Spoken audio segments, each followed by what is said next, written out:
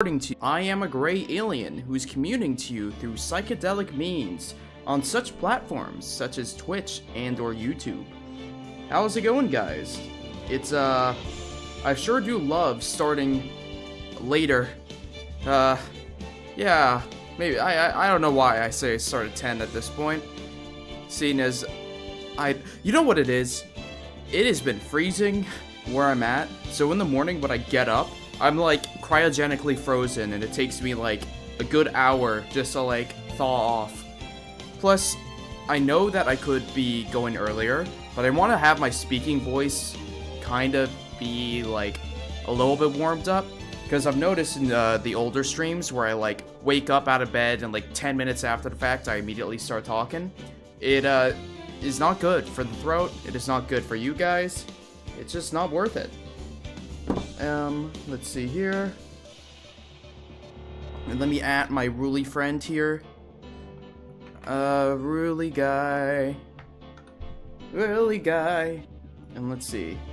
Are we coming through on YouTube? Yes, we are. Alive. Excellent. Hello. Okay. Hello there. Alright. I suppose... I wish I could see. Whatever. I think right now chat is only going to be showing Twitch chat, but there is a YouTube chat as well. But I don't know how populated that'll be.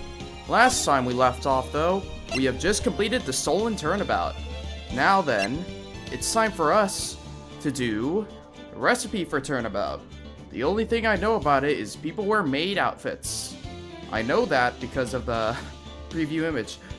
Hello, Rulin. Hello. Alright. Here we go. Load data. Oh wait, oops. I think I loaded the wrong save. It was. Oh wait, no, it wasn't me. I swear it wasn't me. The evidence and testimony we have seen and heard are conclusive. The victim was alone at his table when he drank from that poison coffee. No, you're wrong. I know what I saw. I saw.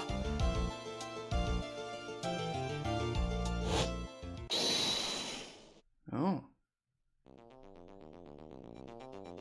What is happening? I saw someone else there. A man. He's the real killer. Is that Phoenix? Phoenix?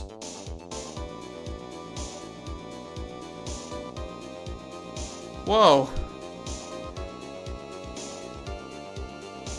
Oh my goodness. Why? Why won't anyone believe me?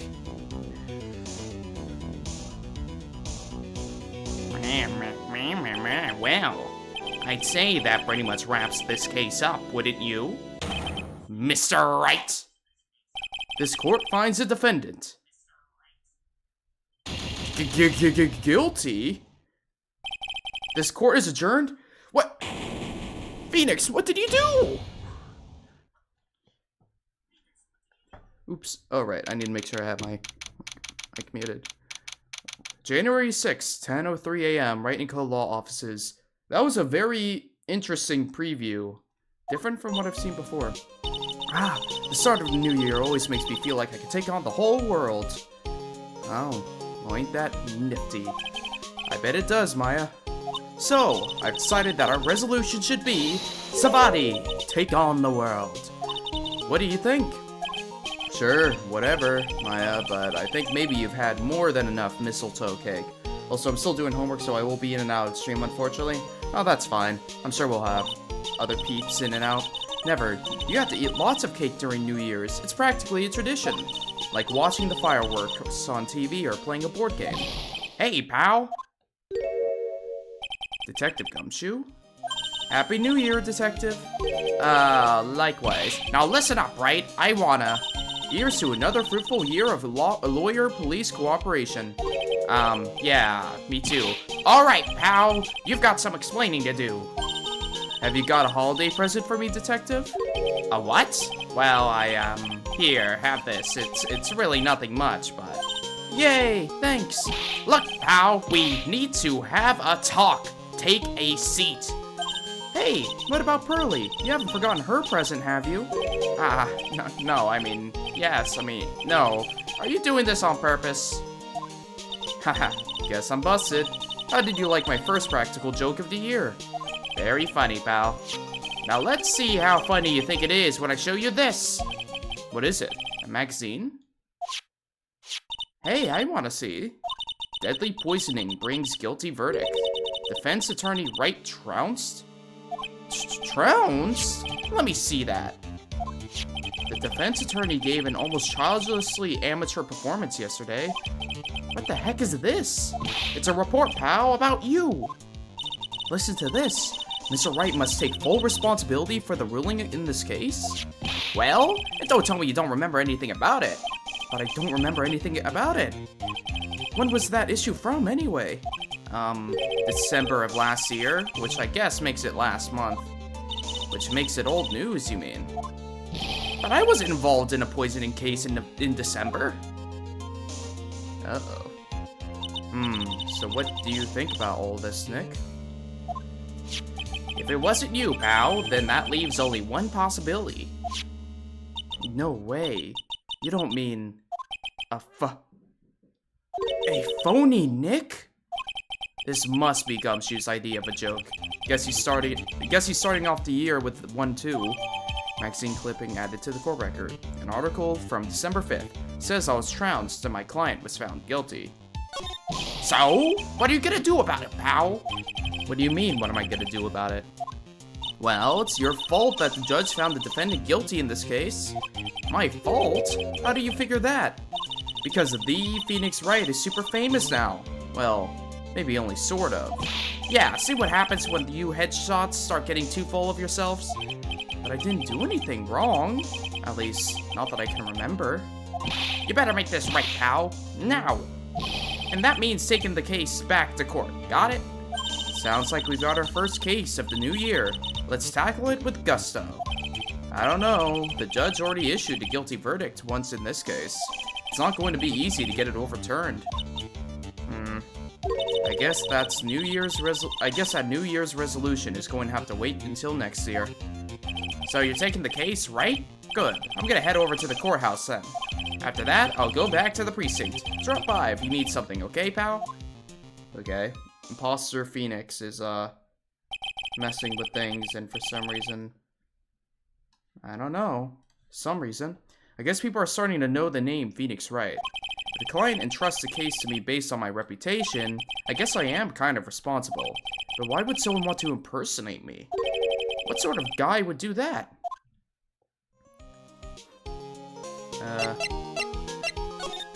Okay. Criminal Affairs Department. January 6th, Police Station, Criminal Affairs Department. It's been ages since we came down to the precinct, huh, Nick? Looks like Gumshoe isn't around. He's got it so easy, leaving everyone else to do the work. No, he's out there somewhere. My bet is on the courthouse. He's probably trying to arrange the retrial of this case. Guess that means we should go to the detention center and chat with our killer, huh? After being convicted without a fair trial, I'm not sure killer is the right label. Okay, let's see who our innocent client is. January 6th, detention center, visitor's room. This is so nerve-wracking, waiting to meet our new client. I wonder just what kind of person you tricked and got found guilty. Keep it down, Maya. That kind of talk could ruin me. Ah! How could you, Mr. Wright? How could you do this to me?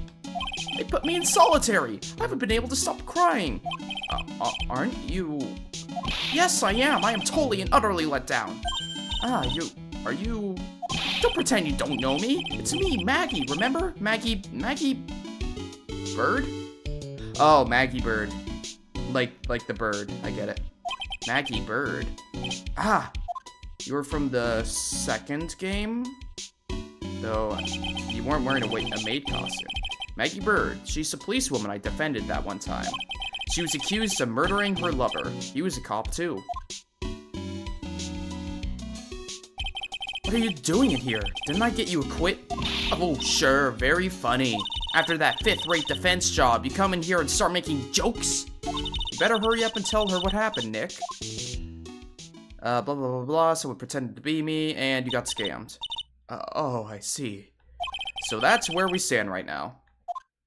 I'm sorry you've been caught up in another murder. My whole life has been nothing but a whirlwind of bad luck and failures. I vaguely remember her saying the exact same thing last time. But I don't mind. What's one more disaster in my life? At least now the real Mr. Wright is here with me. I won't let the world keep me down, sir. Okay. So, how come you're dressed like that, Maggie? Last year you looked so sharp in that police uniform. I was fired after that incident last year. Oh, I'm sorry. It's okay, I don't mind one bit. I enjoyed being on the force, but I think it was time for me to move on. So, what do you do now? In the second act of The Life of Maggie Bird, I'm playing the role of a waitress. A waitress? Yes, in a French restaurant. It's a small place, but it's quite fashionable. My charming smile and shapely figure came through to me. And the owner, Mr. Armstrong, hired me straight away. Armstrong? Senator! Of course. None other than the man himself. I should have known American politics would have come into this eventually. Senator Armstrong. And then you got into this mess straight away, right? Yeah, you could put it that way. Armstrong. This whole mess started on the 3rd of last month, and it happened at Tribulations. Tribulations? Yes, it's a restaurant where good service and a friendly smile are always included. Oh. There were 2 men at the table, both drinking coffee. And then... Is he wearing a fucking scouter?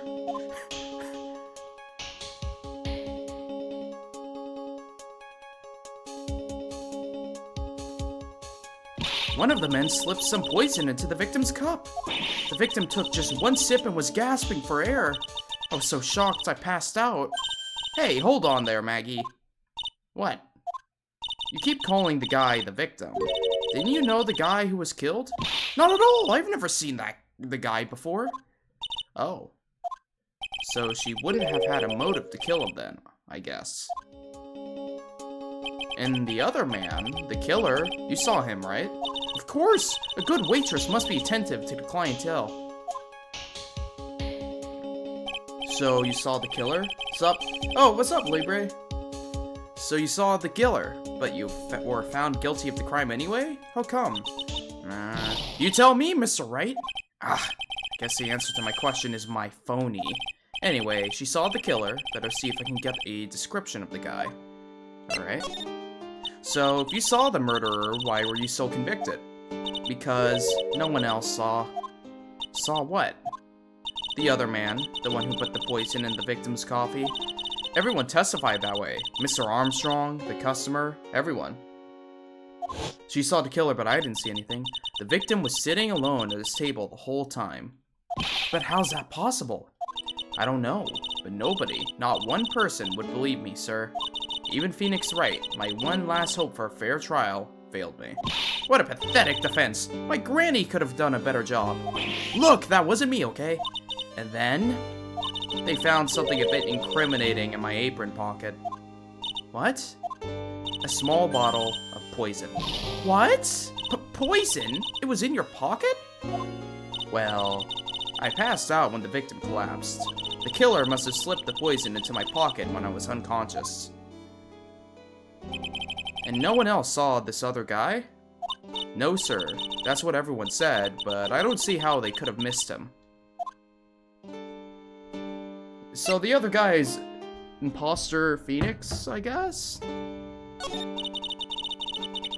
I was the one who took the coffee to the 2 men. Oh? And what was your impression of them?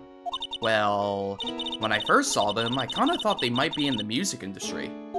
In music? How come? Well, one of them had some sort of earpiece, and an emo musician's look about him. And there was a sample CD on the table, sir. An earpiece and a sample CD, huh? Do you get a look at the CD at all? It had a band's name written on it. I think it was MC something. They must have been preparing for their debut, I guess. So it was a band CD. Maybe a promo disc? Maybe it was MC Screwdriver. Get serious, Maya. Would you buy the CD of a group named that? What was the name of that group again? MC Hacksaw? No. MC... And what about the killer? What did he look like? Well, I don't really remember. Only that he was a young man, well built like the victim, really. Okay. Is that it? What about this? Oh, yeah, I need to ask you about this. Hey! This article's about my case! Can you tell me anything about the guy who was pretending to be me? Yes, sir! It was the morning after I'd been arrested. I met you in the visitor's room here. You were wearing one of your super sharp suits. Me? Yes, you, Mr. Wright. Ugh. Hey, Maggie! Was my evil double AM here too? Ah, I see. No, I don't remember a phone of you, Maya. Oh, would have been so cool. Then you got really worked up and passionate. I'm gonna get you cleared and wait. I'm gonna get you cleared, disc crime, you said. Okay, I get the picture, but you've met me in person before. So how come you didn't realize that guy wasn't the real me? I guess, looking back now, it was a little strange. Only a little? Well, okay, so you were a bit taller than normal, and you looked a bit shady. And your voice was a bit weird, oh, and you had this kind of funny accent, and... So the guy was nothing like me then. But he had your spiky hair and blue suit. Is that all it takes for someone to imitate me? How about everyone else in the courtroom, like the judge and the observers? Didn't they realize he was an imposter? Everyone had these big question marks on their face, but it seemed that no one wanted to say anything, sir. This case just keeps getting weirder and weirder. I feel like it's kind of concerning if it's that easy to pretend to be... not only just pretend to be a defendant, but pretend to be an already existing famous defendant. Mr. Wright, do you think it's possible to get a retrial? Probably. The court ruled in the absence of a genuine defense attorney, so we should be able to get a retrial. Mr. Wright, do you think we'll win next time, sir? Huh? My life has been a full-course meal of bad luck, complete with a defeat for dessert. Since I was 6 months old, when I fell from the 9th floor of my apartment building, I've been hit by all sorts of vehicles, gotten sick from all sorts of food, failed at almost every test I've taken, experienced almost every kind of disaster. I even landed a phony lawyer when I had the misfortune of being accused of murder. But I will survive, because Maggie Bird always lives to fight another day. And one day I'll find it. Just you wait and see, sir. I'll find that one single moment of good luck. What? What the what is Zin Eof? Oh, it's backward. Is that backwards Phoenix? Libre_live_gaming14 says if this works, I can now weaponize. Why did it cut off? It just cut off. You can now weaponize. Oh no. I think the TTS has like a character limit. I'm surprised it doesn't limit you on that. But Maya's right. What are you weaponizing? Whoever it is that thought it was a good idea to use my name and get an innocent girl convicted of murder had better watch out. We'll find him. Don't you worry. We'll get Zen Eof. You know, I'm gonna call him Zen Eof for you. Thank you. Oh, I'll tell you where Très Bien is. Right. The restaurant where the murder took place. Yes, sir. When you go, please tell Mr. Armstrong I said hi. Sure, alright, Nick. Let's go check out this restaurant and its food. Yes, I could weaponize it as a distraction now. But the TTS is out of stock. It has a 1-minute cooldown. So, plan your TTS accordingly. January 6th. Très bien. Whoa. This is... Wow, look at this place. Listen to this music. Look, more like smell. What's with this suffocating scent of flowers in here? Then again, girls like that kind of thing, right? Actually, I'm not all that into it. No one's coming to see this. Maybe there's no one here. Don't be silly, Maya. This is a restaurant, and it's open for business. Hello, anyone here? I don't believe it. There really isn't anyone here. perfect. Let's get intrusive. If there's no one here, we can take anything we want. Yeah, I suppose we can. Okay, you know what? I noticed this right off the bat. What is this newspaper stuffed behind here? It's a rack full of fashion magazines, and they're all in French. Why don't you try wearing something a bit more chic for now? For once, Maya. Yeah, I guess I could. I'm always in my act like... _live_gaming14 says distraction. Distraction. I'm always in my act like clothes, aren't I? It'd be fun to wear normal clothes every now and then. Huh? There's something stuffed in behind the rack. Yeah, that newspaper. Looks like a sports paper to me. Hey, and look at this! Someone scribbled a little doodle on one of the pages. MC Bomber. Ah, MC Bomber. And 1, 2, 3, 4, 5 zeros. Huh. 500,000, 100,000 MC Bomber. Okay. $100,000? Maybe? I wonder what MC Bomber is supposed to be. This paper. It's from December 3rd. This paper's from the day of the poisoning. What? Sports paper added to the court record. Okay. Paper from the day of the murder. This has got to be a clue. I should see if I can find out some more about this paper. Okay. Ah ha ha. Look at that guy. Oh, wait, that's Mask the Mask. Ah, look at him. He's fancied up.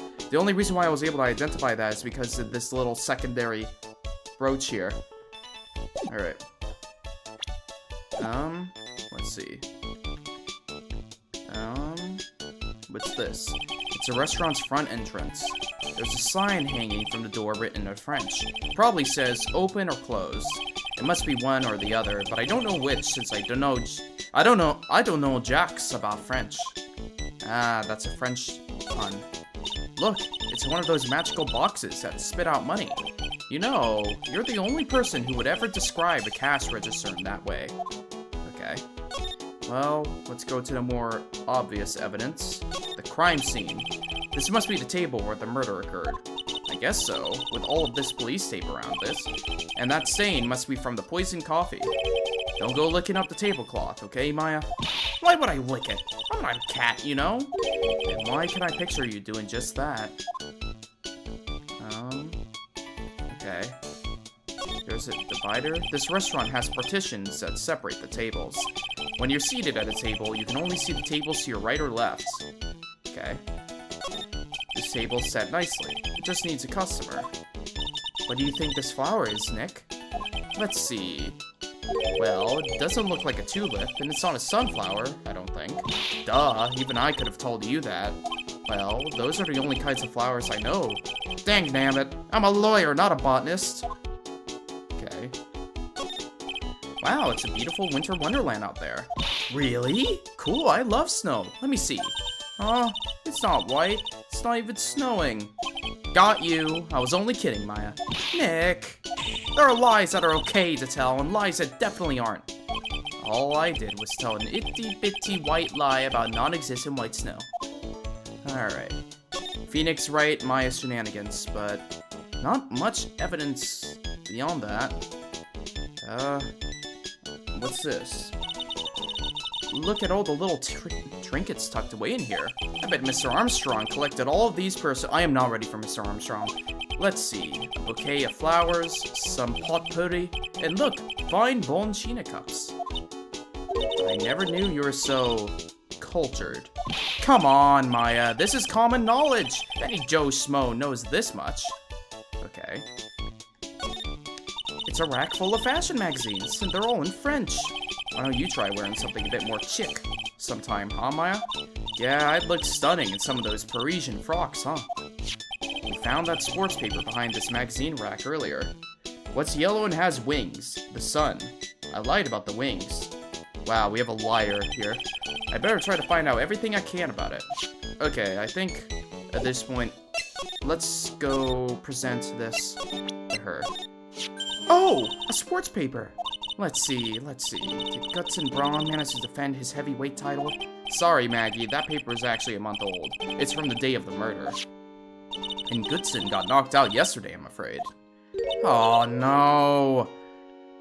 You know, that's really ironic considering that, as you know, today's Sunday, not Saturday. If you said 2 days ago, it would have been relevant to a certain boxing event. I found this paper in the magazine rack at Tribulations. Really? That's strange. Tribulations doesn't get newspapers. Mr. Armstrong says he's not really fond of them.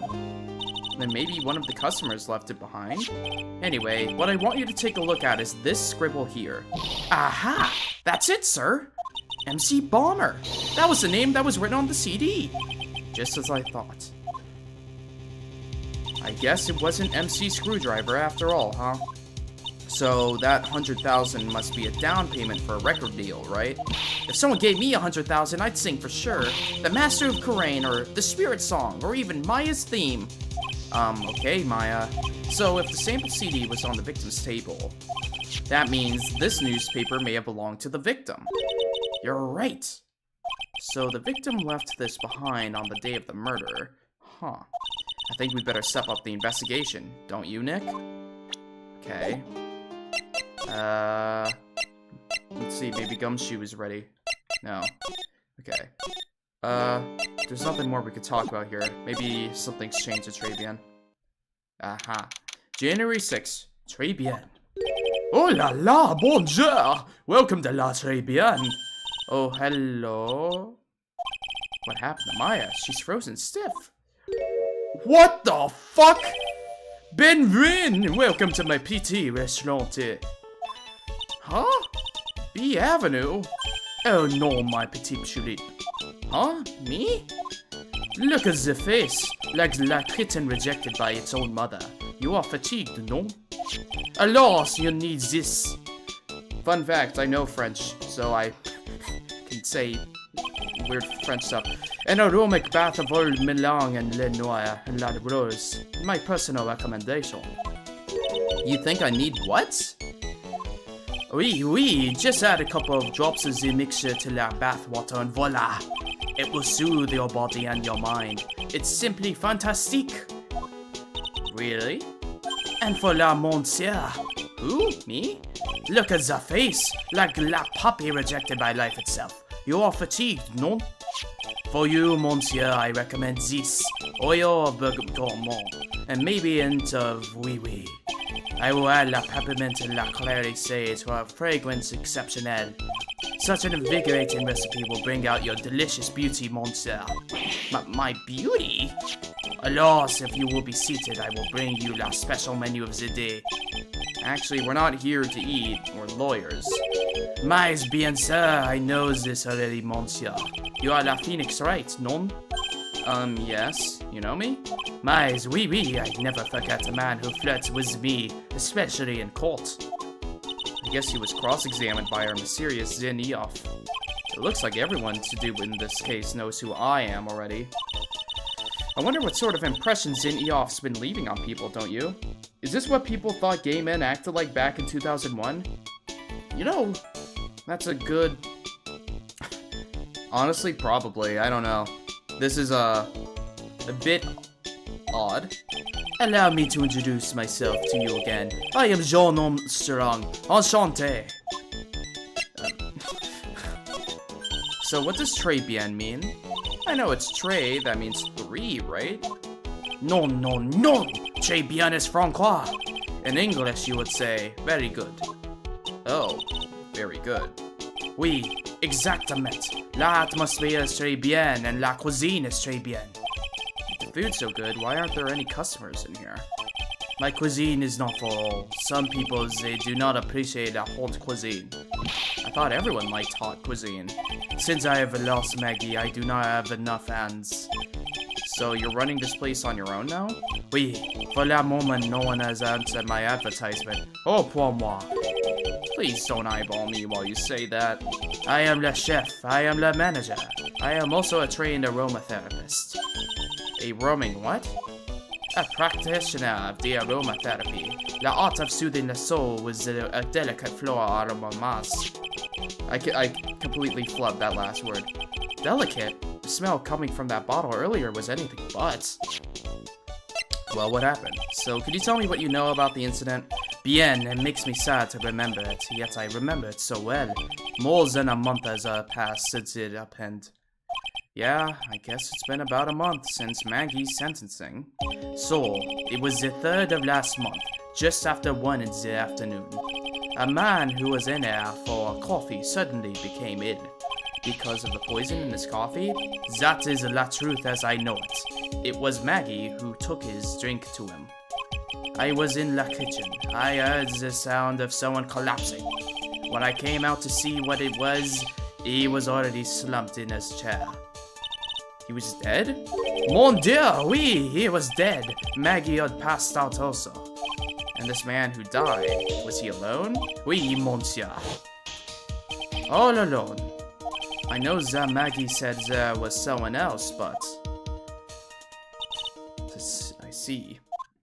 La police, they asked me many times. Are you sure there was no one else at the table, they asked?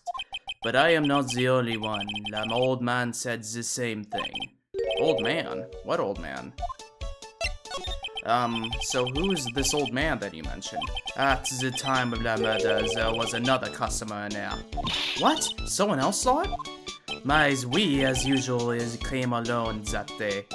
At the time of the murder, he was there. He saw it too. But is it the same thing? That there was no one else at the victim's table. But Maggie swears there were 2 people. Mais, mademoiselle, la lawyer could not prove this, non? About the lawyer. That was me, I suppose. Mais bien ça.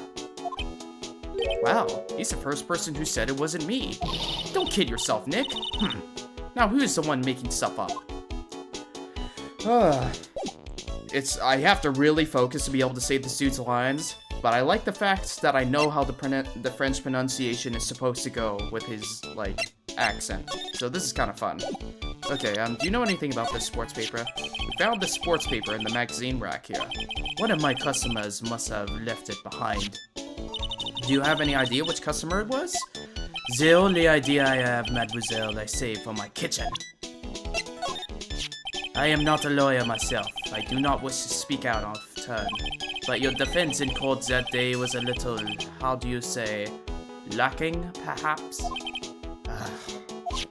Even a Frenchman who cannot speak any English could have done a better job. You were very cool, though. Oh, oui, oui, so handsome. Wow, I wonder just how bad the defense could have been. Every time you open your mouth, the whole courtroom stirred. Oh man, that is something I don't want to imagine. Did you know I'm an attorney? Please, monsieur, there is no need to show me that. You are mon Phoenix Wright, the worst defense attorney in town. I think I can imagine how he formed this completely wrong impression of me. Oh, thank you for the tier 1 sub, Libre Live Gaming. The gifted sub. The last time we met, did I show you this badge? Oui, you flashed it to everyone in Loud Restaurants. Be rid of ads. Looks like Zinioff is a bigger fan of flashing stuff than you are, Nick. So, what's the difference between gifting a sub? Oh! You gifted a sub to Rulin! Let's fucking go! Rulin, you have a sub now! You're free of ads! Rulin's my friend, Ruli guy in chat. He's been suffering. Be rid of ads. Okay. No. With that out of the way, I think we can move back here, and let me present you. Oh, so you met the owner, Mr. Armstrong. He's, oh, how can I put this? Pretty unique. Huh? He has a really intense aura, as a chef and as a person. Yeah, he has a pretty intense aroma, too. So, did Mr. Armstrong really not see the killer? Apparently not. Well, he's in the kitchen all the time, so I guess it's possible that he didn't. Okay. Nice-o. Okay, is there any other person I could present? No, I already went through this. I think, can we check on Gumshoe now? No. Okay, there must be something we still need to do at the... Très bien! Let's see. Oh, I could present, her. Maggie was a policewoman once. Ne sais pas? Yeah, it would be ne sais pas. Yes, but she has had to quit for, reasons beyond her control. Oui. She was the last suspect in that murder investigation, no? Oh, you know about that? That is why I gave her la perfume for la happiness. Happiness perfume? Oui, blended from bergamot, like I have given to you before. But she's been arrested again, and found guilty this time. This is true, a natural aroma of unhappiness must have been very strong. Just admit it, your perfume doesn't work. I am not surprised she was la prime suspect, after something like that took place before my very eyes. Something like what? What's this guy talking about? Okay, Lazat. Does this mean Maggie did have a motive? We've got to ask this guy for more info. Stat!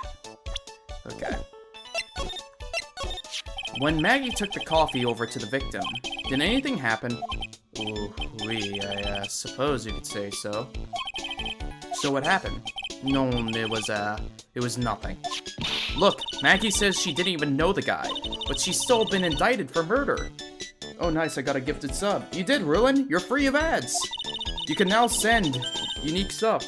The prosecution must have come up with some kind of motive. It is true.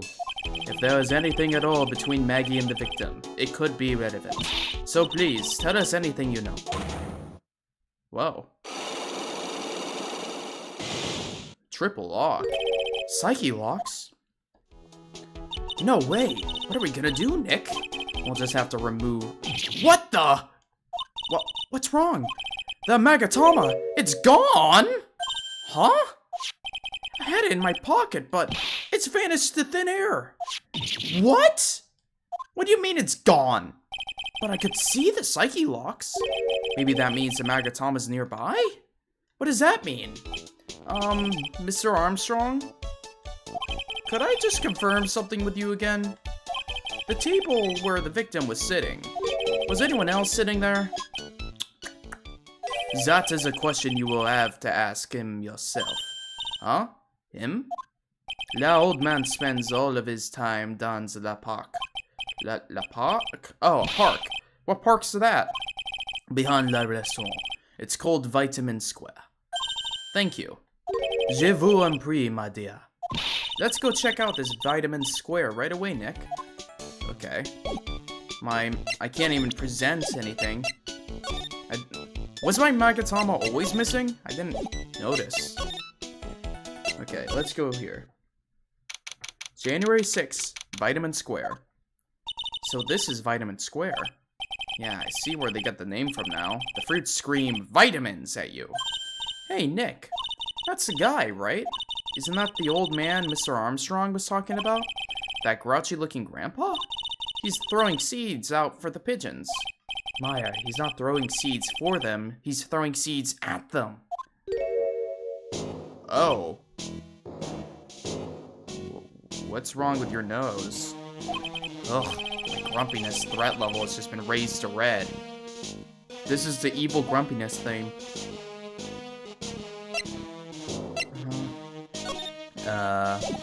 Hello? Excuse me. Would you mind if I had a word with you? Yes! I just want to ask you a couple of questions. What's the matter with you? Can't you see I'm busy? So you don't like my seeds, pigeons? He's really chucking those seeds at them. That's gotta hurt. Go on, eat this! Excuse me, sir. Can I ask you about Maggie Bird? I don't know any Maggie Bird. Yes, you do. Maggie, the waitress at Tribulations. Ha! It's a disgrace, I tell you, another disgrace. A disgrace? An innocent young girl revealing herself like that. Revealing? You mean her uniform? Youth of today, they don't have any shame. No shame, I tell you. Not 1 ounce. Whatever happens to the old Bushido values of Japan, like honor and modesty? What about me? I'm not wearing anything revealing. Your problem is you lack any sense of grace. Talk about hitting a girl where it hurts. Tribulations. Do you go to Tribulations a lot? That miserable excuse for a restaurant. That garbage they serve in there is not food. Where's the sushi, the tempura, the rice? Tribulations is a French restaurant, sir. Where do you think we are, boy? In Paris? I want real food, not those snooty snacks. And what about those shameless girls? You mean the waitresses? You can see all the way up to there. There. Yes, the waitresses. They're practically naked. It's a disgrace, isn't it? Well, isn't it? Listen, it's not my restaurant. Ah, it's a miserable excuse for a restaurant. That place, miserable. He certainly knows the place. He must be a regular. But if he hates it so much, why does he keep going? Because of the girls! He's not admitting it, but he's there for the girls! Are you a regular at that restaurant, sir? It's just, if you dislike it so much, why would you keep going there? Sir? There you are, you filthy pigeons. You want food? Ha ha! Take that! He must be hiding something, right? If he is, I should be able to see a psyche lock or two. Oh, wait. I don't exactly have the Magatama right now. This place looks like an AI-generated fever dream. I haven't even, like, looking around, I haven't even registered what I'm looking at, but yeah, you got strawberries, oranges. This looks like a very depressing park, if I'm gonna be really honest with you. This is like the kind of abandoned park you would see when you're a kid, but you wouldn't dare step one foot into it. Remember, Nick, that Magatama's only on loan. You'd better find it or else. If Pearls ever gets wind of this, I'm gonna be in for a world of pain. Okay. Hold on. What's this? Job listing? Oh, there's a magazine here. It's a magazine full of job listings. You disgusting rogue! Picking up something someone else threw away. Threw away? Did you throw this away? Are you looking for a job? Gah! That's none of your business. Sorry, I guess I'll just take the magazine with me then. I don't want anyone else having it. Give it back. Too bad. Now that you want it so bad, I don't want to give it up. Job listing added to cart records? Okay. Hey, that's mine. Okay. What's up with this one mythical-looking pigeon? Hey, look, pigeons! Yeah, and heaps of them, too. Did you know that pigeons are a symbol of peace? That's a dove, not a pigeon. Poor things. So they can't be symbols of peace and harmony just because they're gray? Is that it? You're overthinking this one just by a smidge, Maya. Why is this one wearing a hat? I used to love sandboxes like you wouldn't believe. Really? You? Sure, finding iron fillings in the sand with a magnet was my favorite thing to do.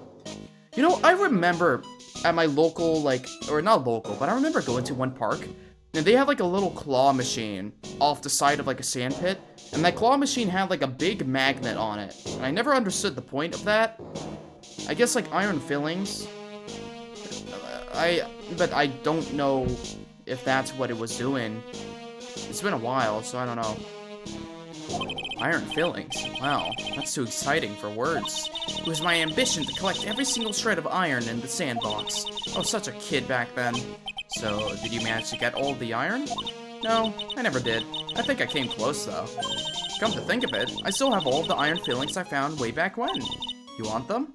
No. This theme as well, this is just a weird vibe going on right now. Excuse me, sir, could I just ask you about... Sir? Here you go, boy. How does some pigeon feed sound to you? This was exactly what I was hoping to get out of this guy. Okay. Okay. Is there nothing else I could talk to this guy about? Oh, maybe if I show this guy the job listings. Mademoiselle! Yes? Are you looking for a job? What? No, I was just... Let me see, your style is on poor different, but you have a good face. Different? Félicitations, you have passed. I will hire you. Bien, come with me. I will teach you everything I know. Nick, help! I don't know whether to laugh or feel bad for Maya. Maybe I should do both. Well, and she's gone. Alright. See ya, Libre. Have fun with your stream.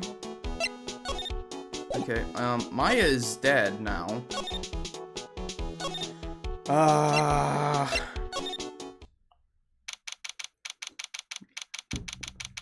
January 6th, Detention Center Visitors Room. Looks like they have Maggie in questioning. Okay. I didn't leave anything here. Gumshoe? Well, pal, have you found the evidence yet? The one that's gonna find her innocent? No, not yet. We've only just started our investigation. Well, whatever you need to know, I'll give you the dirt on it. I'm putting off all my other cases for now, pal. Gumshoe's really fired up about this. Oh, yeah, one more thing. The retrial's been approved. Court's sitting at 10 a.m. tomorrow. And Godot's gonna be the prosecutor. Oh. Him. Now, listen up, pal. If Maggie's found guilty again... Yes? I'll make sure you get locked up good for it. Got it? Okay. So the guilty party was Maggie Bird, huh? Yeah. Back when she was on the police force. You were her mentor when she was a rookie, right? Yeah, I kept a close eye on her. I mean, not too close, you know. Hey, what's with that funny look, pal? I was just her... It wasn't anything like... Look, sure, I was her boss when she was doing her training, but that was it. Nothing happened. Gumshoe is sure sweating up a storm over... What the Okay, Gumshoe. I mean, listen, I'm not gonna judge you for that. Ah, so that's it. Our big old Gumshoe has a little old crush on Maggie. I don't like her or anything. I was... Note to self. Gossip with Maya about this later.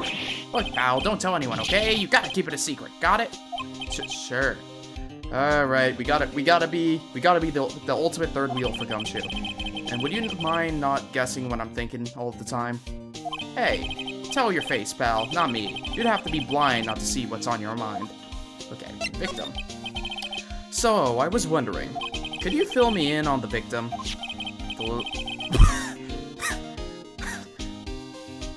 I'm sorry, I just... Why is he wearing why is he wearing a scouter from Dragon Ball? Is he about to read my power level? Glenn Elg. He was a computer programmer. What's the bit here? What's the joke with his name? Glenn Elg. Glelg? I don't know what the joke with that is. I see. A programmer. If any of you know the bit, just see. He was a regular Joe working for a small-time computer firm. Maggie never had any contact with the guy before that day, and all she did was take him his coffee on the day of the murder, pal. Yeah, Maggie also claimed to have never seen the guy before. Did the victim go to the restaurant often? Not according to the chef. Said it was the first time he'd seen the guy. Programmer. And a first-time customer at that? What possible reason could Maggie have had to kill a guy like that? That's what I thought. But a motive was still somehow established in her trial. You're kidding! What was her supposed motive? Sorry, pal. I'm real busy. I haven't even got enough time to sift through these papers. Then give me the papers! They're the court records. I should have them. Okay, look into it yourself, okay? What could this motive have been? Okay. This isn't really a proper investigation. I'm kind of working on it by myself. Oh, that's right. The judge already ruled on the case, and all of the evidence is in already. The only problem is with Maggie's testimony. Yeah, doesn't sound very good for us, huh? Look, pal, I've got a mountain of papers on this case to look over before tomorrow. So I'm just gonna say this. Maggie Bird's no liar. She's a bit out there and a bit off base sometimes, but she was a good cop. That's not exactly complimentary, you know. So, what do you think really happened? And just how contradictory is her testimony? The biggest problem with Maggie's testimony is the number of people at the table. Yeah, my thoughts exactly. Maggie still insists there was another guy sitting with the victim. Right, but get this. Everyone else in the palace says the guy was alone, even the chef. And then there's that CD. CD? Oh yeah, she did mention something about a CD. And there is a sample CD on the table, sir. But our guys turned that place upside down. There was no CD. What? Not on the table. Wait, not on the table, not anywhere in the whole restaurant, pal. But didn't Maggie say the victim was wearing an earpiece too? Yeah, but that was for the portable radio in front of that was for the portable radio in the front pocket of his hoodie. He had a radio in his front pocket. A radio? He didn't have a CD player? You got it. Your phony never explained that contradiction at all. Okay. Come to think of it, the owner of Tribulations didn't mention that CD either. I don't know why, but I get the feeling Mr. Armstrong's got something to hide. Okay. Let's present some stuff. Job listing. Oh. You don't have to explain. We get it, Gumshoe. You love her. You love her. You love her. All that. Let's see here. But let me tease you. Have you gone to see Maggie? Of course I have. But I wasn't much good at consoling her. I'm not very good with words. Oh. Yeah, I guess I must have looked a bit down. Maggie was really supportive of me. It was great to have someone to talk to. Did he go for her? Or for herself? Did he go for her? Or for himself? Okay. Anything about Armstrong? The chef of Tribulations, huh? You know what that chief said to me? Oh la la, your body is full of toxins. And then he gave me this bottle. What's in it? I don't know. The labels say juniper. I'm under orders to put a few drops of it in my bath every day. Under orders? Yeah, you know, there's something about that lady. I mean, guy. That what? Can't stop thinking about him? Not like that, pal. Give me a break. He's not my type. What the fuck is happening? I mean, I can't stop thinking that he's involved with this case somehow. Sounds like he knows a little something more about our charming chef. What? So what exactly is it that caught your attention about the chef at Tribulations? It's, kind of hard to say. The guy's probably not even connected with the case anyway. Hey, come on, detective. Didn't you say give me the dirt on anything? Well, this sort of stuff is kind of unimportant. Gossipy stuff, you know, pal. Look, how about this? You go to Tribulations and investigate the place yourself, and if you find out anything suspicious about the guy, you report back to me, okay? Don't suppose I get a choice in this, huh? Guess I better find out more about the chef and Tribulations and then report back to Gumshoe. Okay. Tribulations. Wait, how am I gonna do that? Maya's still gone. I really hope Armstrong's not thinking of buying these. Okay. What is there to investigate? We've already gone. Oh! This must be the table where the poisoning occurred. Stains tell the story as well. The whole area is still cordoned off with police tape. Guess it must still be under investigation. Okay. I need more info about the chef guy. Vitamin Square. Oh wait, I know. I can present, you. Okay, you have nothing to say. How about her? Really? Nothing? Huh. You know, I think, actually, I might have left a little too early. Gumshoe might have still had something worth saying. Criminal Affair Department. Present, let's see. Oh, what's that? A sports paper? Yeah, I found it in the magazine rack at Tribulations. It's dated the same day as the murder. You may be onto something here. And take a look at this. See this writing here? MC Bomber. Hey! What is it? I've heard that name somewhere before. Yeah, MC Bomber. Oh, he actually seems to be thinking for once. Ah, it's no good. I can't remember. And he goes back to being the Gumshoe we all know and love. Hey, pal, I'm gonna borrow this paper for a bit, okay? I want to get a handwritten analysis done on the scribble. Handwriting, huh? It'd be good to know more about that in any case. Thanks, pal. I bet this'll come out with... Oh, man. Thanks, pal. I bet this'll turn out to be an interesting clue. Alright. I wasn't at the trial myself, but I asked this one detective I know how your defense was. And what did he say? He started off by saying, I'm at a complete loss for words, but he must have found some quick because he went on about how bad you were for an hour. But he said you sucked so much it seemed like you were trying to get Maggie found guilty. It looks like I was trying to get Maggie found guilty? Interesting. Okay.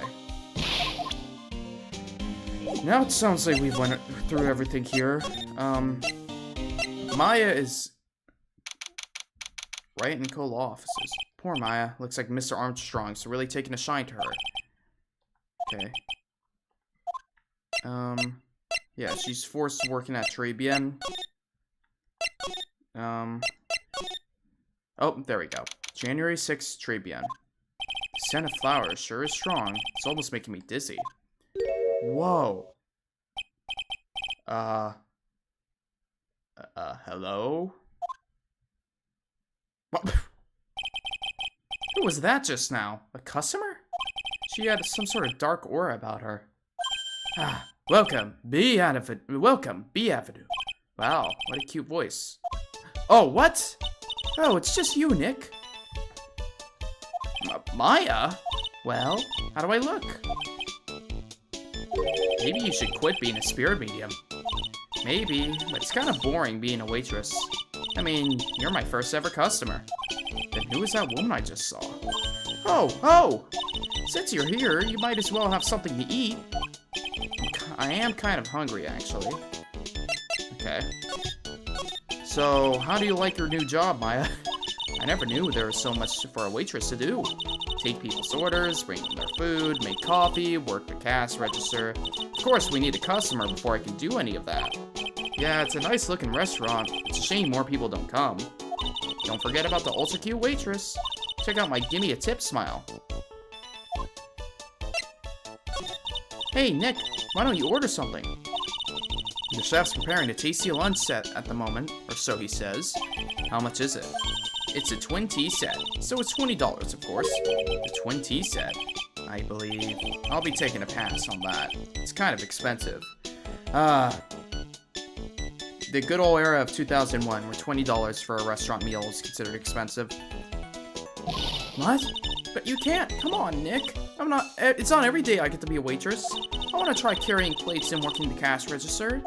How about cleaning the toilets? That should keep you busy. Yeah, right. Maybe later. About the lunch. Oh, a fine choice, sir. No,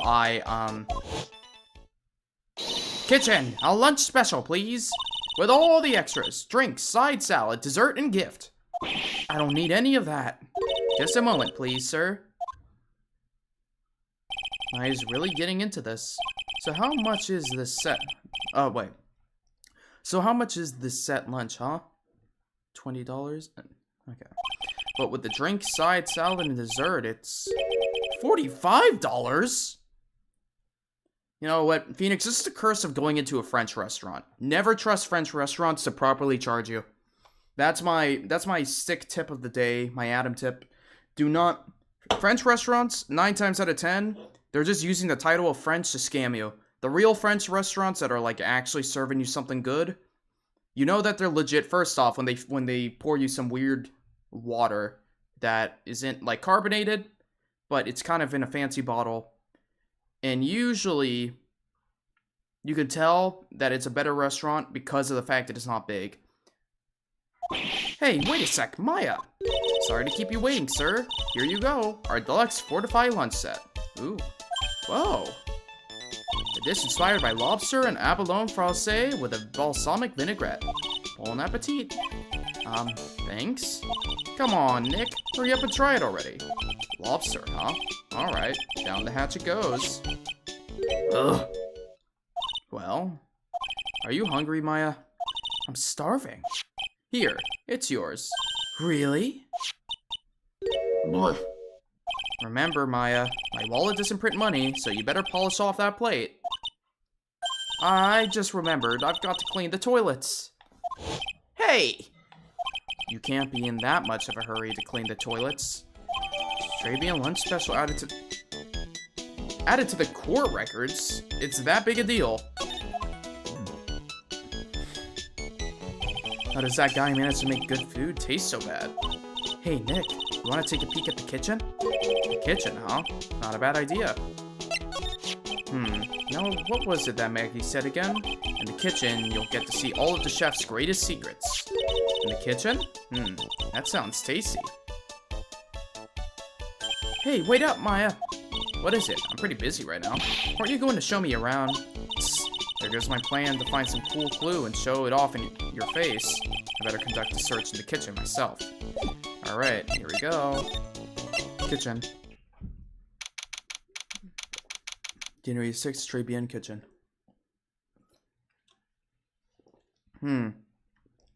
This is not OSHA compliant. One burst of flames on the stove and this entire place is coming down. And here it is, the famous Tribune kitchen. It's my first time in here too, actually. There's a weird atmosphere in here, that's for sure. Mr. Armstrong will be back soon, so we better switch quickly. Chop chop. Okay, well. First things first, this. What's this? It looks like a treasure chest or something. Wow, look at these little bottles. Oh, they're aromatherapy oils. He's got so many, they're overflowing onto the floor. Let's see, 1, 2, 3, 98, 99, 100. They're all the same, too. Hey, wait a minute. What is it? There's one bottle that's different from all the others. Well, what do you know? And it doesn't have a label either. And it doesn't smell. So what's that liquid inside then, I wonder? Hey, Nick, we should borrow this. It's poison. I mean, look how many bottles he's got. He won't miss one, will he? Okay, small bottle. I'm gonna need to show that to Gumshoe, but let's see here. Now, this is one large mirror. I bet this is where he makes himself look pretty. There's a book on the dresser. Clarice Armstrong's Bedtime Literature. Not exactly Pulitzer Prize material, is it? Looks like a collection of poems he's written. Poems? Cool. Read one out. And it says in your best French accent. And say it with your best French accent. With intensity, okay? Okay, here's one. It's called Printemps. The two of them like actors from a film. The coffee still undrunk. Sweet nothings over too soon on that sad Sunday morning. The foolish cocktail so delicious. Take the last sip of your tea and I know what I will do. I must lie to you. I must. Huh? That's it? Yep. That's the poem for you. Okay. That was something. Now I know I'm in a French restaurant. I've never heard of most of these seasonings. Hey, Nick, this container has oyster sauce? What's that? Oh, come on, that's common. Isn't that used in Chinese food? It is. Ah, look! Right there on the counter. Oh, my Magatama! What's it doing there? What indeed? He took it? Now I know. Okay. Okay, look at these knives. They're really sharp. I like to see how one of those sliced through a cheesecake. A cheesecake? You don't exactly need a sharp knife for one of those, Nick. Okay. Guess that's everything, right? I guess. What are these lace curtains for? I don't know, but they give the place a real homey feel, don't they? Lace curtains. You know, if I was a cooking pot, I'd be perfectly happy to sit on those shelves under there. How do you respond to something like that? Okay, well, time to go visit Gumshoe.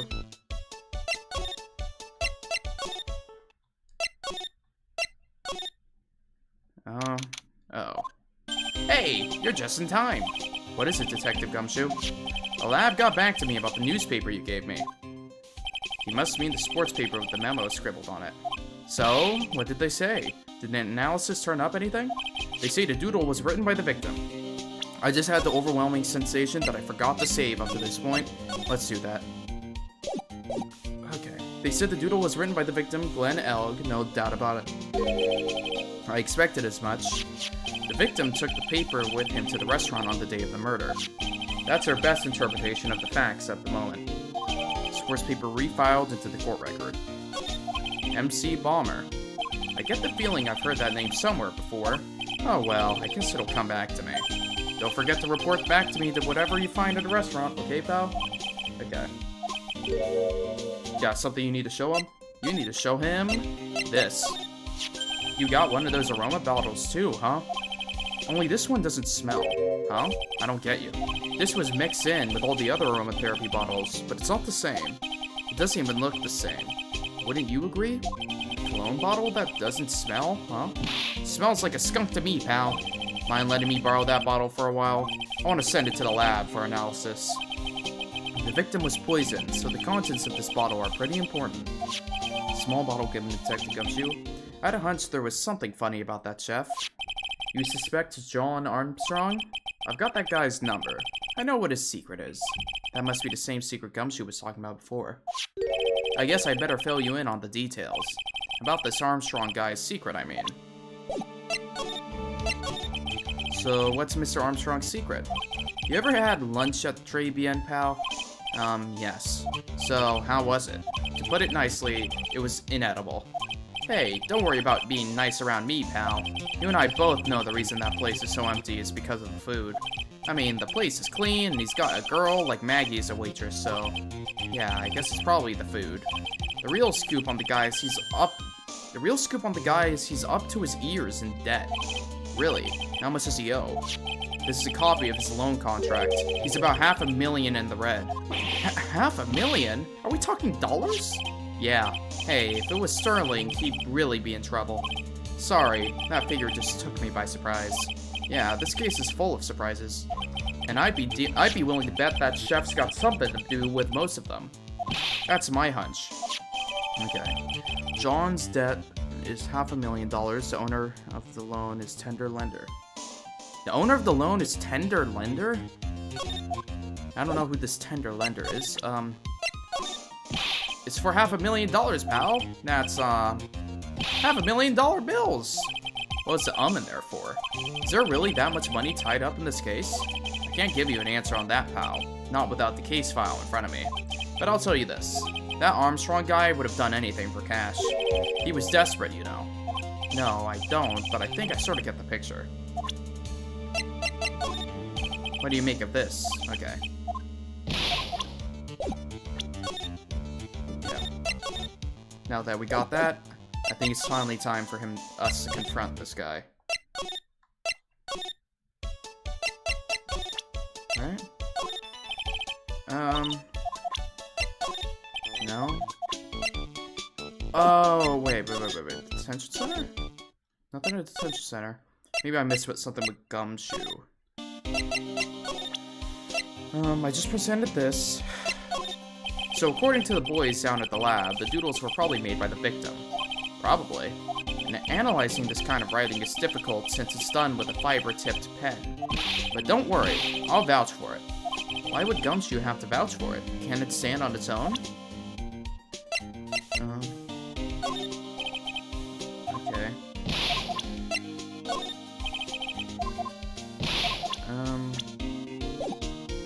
Interesting. I don't know, maybe the kitchen has something?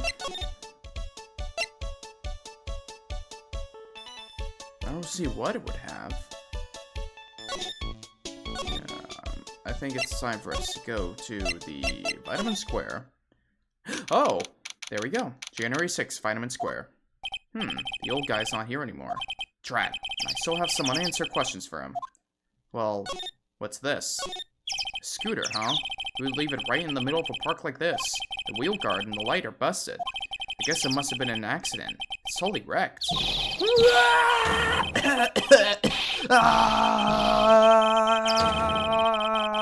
Oh my god, they're still screaming.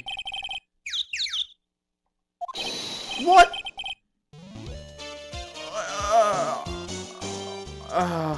Hey, hold on, I gotta... Hey, what do you think you was doing with my bike?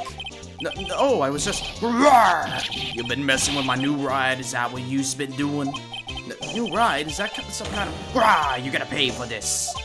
It wasn't me, I was just passing by. Hey, then who's the cover on the saddle and crap, huh? You's gonna pay, you catch my drift. No, wait a sec. I'm not a pigeon, so I couldn't have done it. A wise guy, eh? I ought to beat you so hard it'll feel like you were smooching the express train. Uh-oh. You's better watch your back. This ain't over. I'm gonna round up a group of lawyers and then you's gonna pay.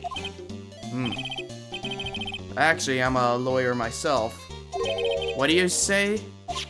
I'm Phoenix Wright, attorney at law. I'm gonna guess this was the impersonator, Phoenix Wright. Actually, no, he's orange. Phoenix Wright. You saying you Phoenix Wright? Yeah, I am. So you a wise guy too, huh? Cause I'm Phoenix Wright. I'm the one and only? What? Out of my way, I got a cruise. He's gone.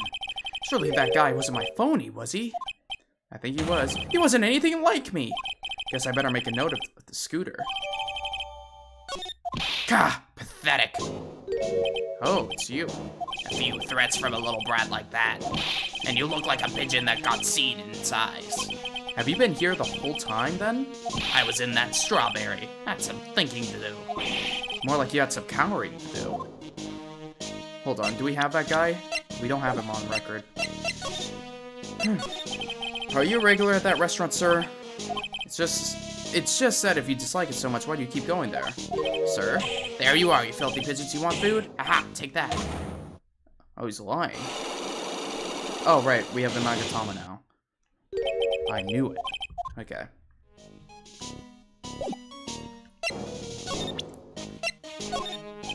Okay. Do you know about any of this? Okay. It's time for me to present the Magatama. I guess. Take that! Stop doing that to your nose. Tree bien regular. It's time you told me the truth. Why are you a regular at a restaurant that you dislike so much? Isn't it obvious? People only have one reason to go to restaurants. To eat. To eat? Is that the whole truth? What do you mean? I don't think you go to that restaurant for the food at all. You insolent brat. How dare you accuse me? What proof you got? I could tell not you nor anyone else in the world would go to that place for food.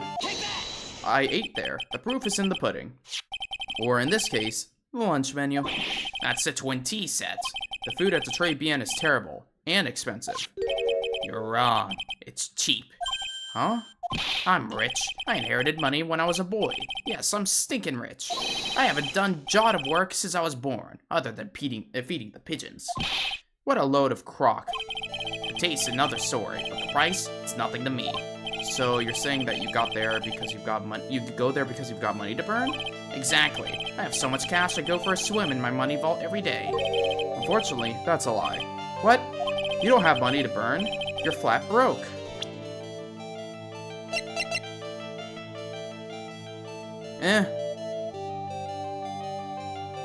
I don't know.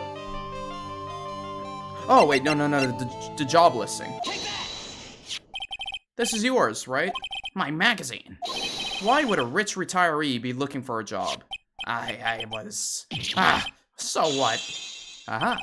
So I was looking for a job. I'm buying a lot at the moment. I need spending money. Oh? I don't go to that restaurant for food. I just go for the... Javachino? Yeah, I think you mean a cappuccino. Anyways, how much does a cappuccino cost there? $8. Those had better be some golden beans.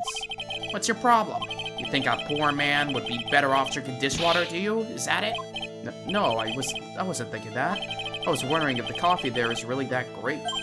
No, it's not. But anyway, yes, that place has free newspapers to read every day. That's not true. Newspapers? Exactly. They don't want me hanging around at home, so I go there? I'm so sorry, sir. But there are no free papers to read at Trade Bien. Yeah, they mentioned this. I think the only evidence would be the sports paper. But I do remember the conversation where they said the owner doesn't like... Yeah, there we go. Take a look at this. What is it? It's a newspaper I found behind the magazine rack at Trade Bien. So? What of it? This was the only paper there, and it's dated more than 1 month ago. What? Do you see what I'm getting at here? That restaurant doesn't get newspapers. This is just one that a customer happened to leave behind. Alright, tell me, why are you so determined to hide the truth? I'm not hiding anything. I'm going to have to put this guy out of his misery. Listen, the real reason why you go so much to Trade Bien is... Ooh, this is a big one.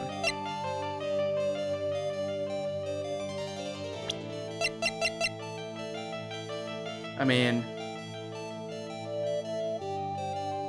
I'm gonna say it. This is my claim. It's because of her. What are you asking me about that girl for? He's going there because of the girls. She was a waitress at Tribulations. Ah! Therefore, the answer to the mystery of why an old man would drink expensive coffee at a terrible restaurant is the waitress. Ah! But I don't recognize that face. And you are probably telling the truth here, because you weren't looking at the girl's face, but at her outfit. Gulp. That's the truth, isn't it? You became a regular at the restaurant because of the waitress's uniform. That uniform is all you could think about, isn't it? I can't take it. To you, that waitress was your... Enough! Please! No more! Stop saying that word! Stop saying waitress! Stop it! Stop it! Stop it! Okay. I need to change up this dude's voice, because I did not think he'd be talking as much. And it's destroying my voice. Sir? Yes, it's true. I was there for the young girl. Fine, so I'm a dirty, wicked, sinful devil. No, I didn't mean it like that. I even get one of those lousy cup of Javakino every time for $8. All because of the serving girl. Punish me, lock me up. Really, that's not what I'm here for. You'll be the same. Another 20 years and you'll understand what it's like. You know how painful it is to be an old man like me? No, really? Listen, sir, stop calling me that. I have a name, you know, boy, so show some respect, I'm Victor Kudo. Sorry, Mr. Kudo. You young ones think you know it all, don't you? Well, I'm not saying another word. I won't tell you anything more. This guy was in the restaurant at the time of the incident, which means I have to hear his testimony one way or another. I don't believe this. I even broke his psyche locks and everything. I guess I'll have to try to get him when he's in a better mood. In a better mood? Well, I guess now we have his name. That's something. Has a thing for waitresses. Okay. Maybe if we have Maya with us.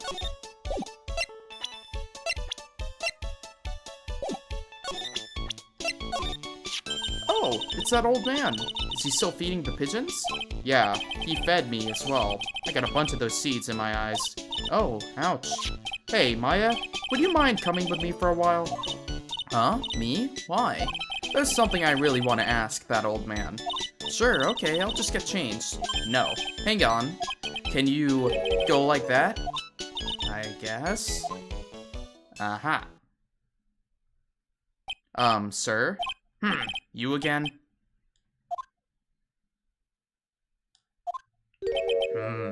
Well. I see. Nick, his eyes are burning into me.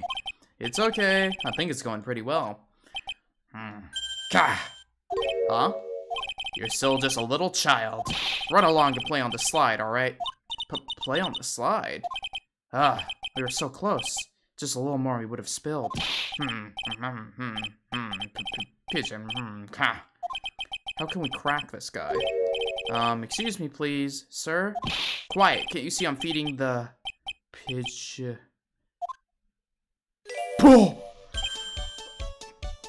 Oh my god. Mia! Well. If you don't mind, sir, I'd really love to talk with you. Yes. Oh my god. Of course, certainly, I'm Victor Kudo. He melted, even from beyond the grave. Wow. Rylan, you have some explaining. I did not ever think that we would have, like... This is the most anime Phoenix Wright has gotten in a while. But that also caught me off guard. He's just like me for real. I mean, that did catch me off guard. About the incident. You mean the man who died after drinking the Javakino? It's like he's a different person. It was quite a shock, even for me. He was a strange-looking boy. And the girl took the Javakino over to him, you see. And...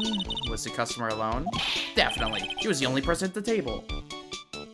And it's the most anime you'll get, don't worry. I mean, I'm not, like, against it. I think it's just funny, because I feel like Phoenix Wright has been, like, holding this urge in to do this for, like, 3 games, and they finally are just like, fuck it. Waitresses. I'm surprised we never had a beach scene. Phoenix Wright goes swimming. The thing is, though, they got... never mind, I won't finish that sentence. Okay. Then he took one sip of his Javakino and... And he said something like, "Wah!" and then collapsed, dead. Oh, how terrifying. You're so good at listening, aren't you? Must add fan service. I'll tell you anything, whatever you want to know. He certainly seems to be telling the truth now. But it looks like Mr. Kudo didn't see this other man either. Do you like the food at Tribulations? Well, of course, I'm really quite a sophisticated man. I was a young businessman once, you know. I set up a casino in London. Really? How interesting. Eating the food at that restaurant really takes me back to my days in France. What a lovely story. London's in England, not France. Oh yes, France is wonderful. I'd love to show you around the city sometime. It's too much, I can't take it. I want France. Ha ha ha. I can't believe Mia's laughing at the guy. Hey, it's working, Phoenix. Don't question it. You visit Tribulations a lot, don't you? Of course. I mean, yes. I'd like to come and see you there. Really? Oh, you flatter me so. The owner would be delighted to welcome you, I'm sure. Be careful of that... Oh. Be careful of that chef, my dear. The chef? You mean Mr. Armstrong? That's right. That man's an ex-con. He's an ex-con? Whatever did Mr. Armstrong do? Oh no, those eyes. I can't take this. He's really got this guy eating out of her hand. He steals things from his customers. From his customers? Gloves, handkerchiefs, little things, mainly. He's a pilfer, so you better be careful around him, my dear. I see. That's why he sold the Magatama. Are you sure about this? Of course, he was arrested for it once. I was there when it happened, having my Javakino. He really is a regular. Let me write you a little haiku about it. Haiku? A Japanese poem. It'll explain all you need to know about that chef. Convicted before, a wicked man or woman, repeat offender. If he takes anything again, you let me know. It's not too expensive, I'll buy you a replacement. Poor guy. He couldn't do enough for Mia. Well, there we go. Okay, Phoenix. That's about as much as I can do to help. Thanks, Mia. We got some really important information thanks to you. Honestly, I can't believe Maya called me for something like this. Well, that's over with. I guess it's about time to wrap up today's investigation. Had enough of being a waitress? Yeah, plus no one came to the restaurant. Oh la la, Mademoiselle Maya. No, you can't leave me like this. I'm sorry. That reminds me. Mr. Armstrong had a Psyche Locker 3, didn't he? I'm going to have to break those. Mr. Armstrong, I hope you won't mind, but I'd like to have another word with you. Volunteers, of course. Okay. Why is his, like, a different color? Maggie's motive. What is happening? I do not like this horrible feeling. I have to know the truth. What happened that day? Alors, I will confess everything. Just don't hurt me. Huh? Well, that was a new world record. It was a lottery ticket. Lottery ticket? The man who died had a lottery ticket. For $500,000. $500,000? Oui, but after that incident, the ticket... It disappeared. The ticket disappeared? This was the motive the prosecutor gave for Maggie. They said that she poisoned the man to get the $500,000 lottery ticket. Why didn't you tell me about this sooner? Mais alors, you've been trying to hide this information about the lottery ticket from me. I want to know the reason why. No, monsieur, you doubt me, but I have confessed to you everything I know. Mr. Armstrong, the $500,000 lottery ticket. I think I know who took it. It was you. I think the winning ticket was stolen by you. Mr. Armstrong, I believe that there is a high probability that it was you. Ah! Wow. That is one piercing scream, even for a man like him. Mais pourquoi moi? Why? You have no evidence. I am not Mask the Mask. I am not the kind of person who steals the property of others. Sorry to disappoint you, Mr. Armstrong, but I have evidence to the contrary. Proof that you have stolen from others in the past. What is this, a poem? Oh, monsieur, you know me so well, I adore poems. Please, read it, and put some feeling into it. Convicted before a wicked man, or woman. Repeat offender. I'm sorry to bring it up, Mr. Armstrong, but you have been arrested for stealing from your customers before, haven't you? Mon Dieu! Le mensonge, you are a liar. You deny it? Do not make the false accusation, s'il vous plaît. So, do you have any proof? I want to see that incontestable proof that I have ever stolen from one of my customers.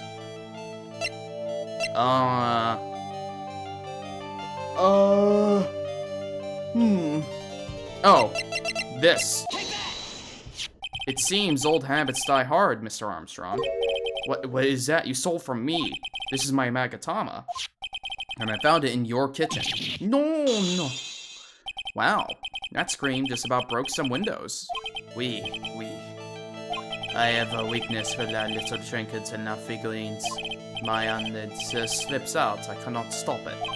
You've stolen handkerchiefs, gloves, and other things from your customers, right? It is the truth. I am just a timid little girl inside, monsieur, a timid little girl. Besides, this time, it was not a small trinket, it was $50,000. Why would I steal it? I have no need for such money. Really now? Oh, monsieur, what is it? Isn't it true that you're in some pretty serious trouble? And that you are in desperate need of a large amount of cash? Yeah?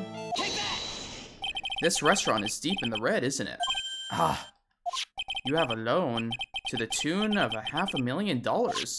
That lottery ticket would have wiped out your debts. Ugh.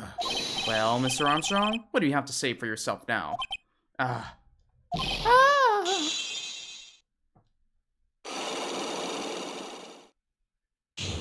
Unlock successful. Hooray. That was really easy. Mr. Armstrong, you said that the victim had a winning lottery ticket for $500,000. How did you know he had something like that in the first place? The man, he was listening to the radio with his earpiece. Maggie says something about that too. That winning number was announced on the news, I think. All of a sudden, he exploded. Yes, $500,000, he shouted. And the ticket? He had all his tickets spread out on the table. I was so desperately in need of money, so I put the poison in his coffee. No. Oh, no, you naughty man. I simply helped myself to one of his tickets. What? The victim collapsed and Maggie passed out. I thought to myself, pourquoi pas? He had so many of them. Yes, but only one of them was a winning ticket, right?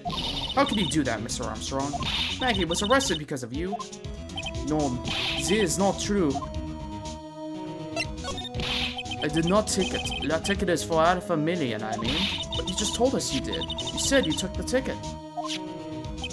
Mas non. Ma fede, it was not. That's enough. Huh? Is it that girl?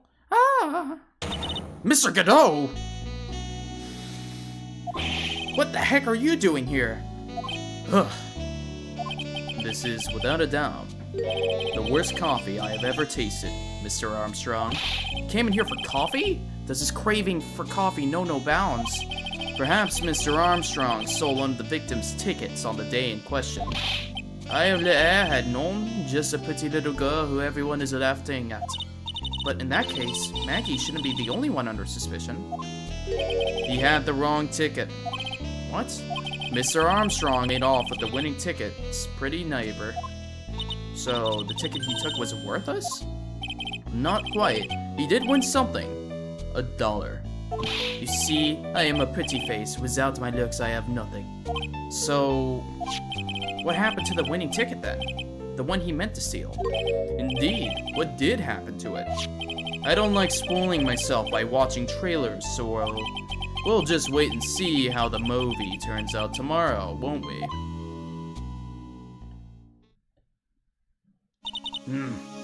Voila, you two. Time to laugh at the pretty little airhead.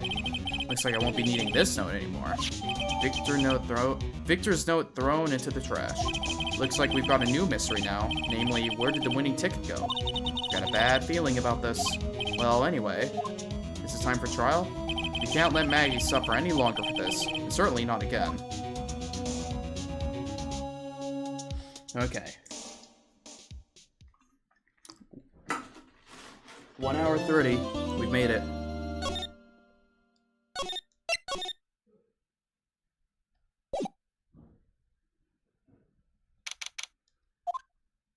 Oh, I see. I guess we should have expected this.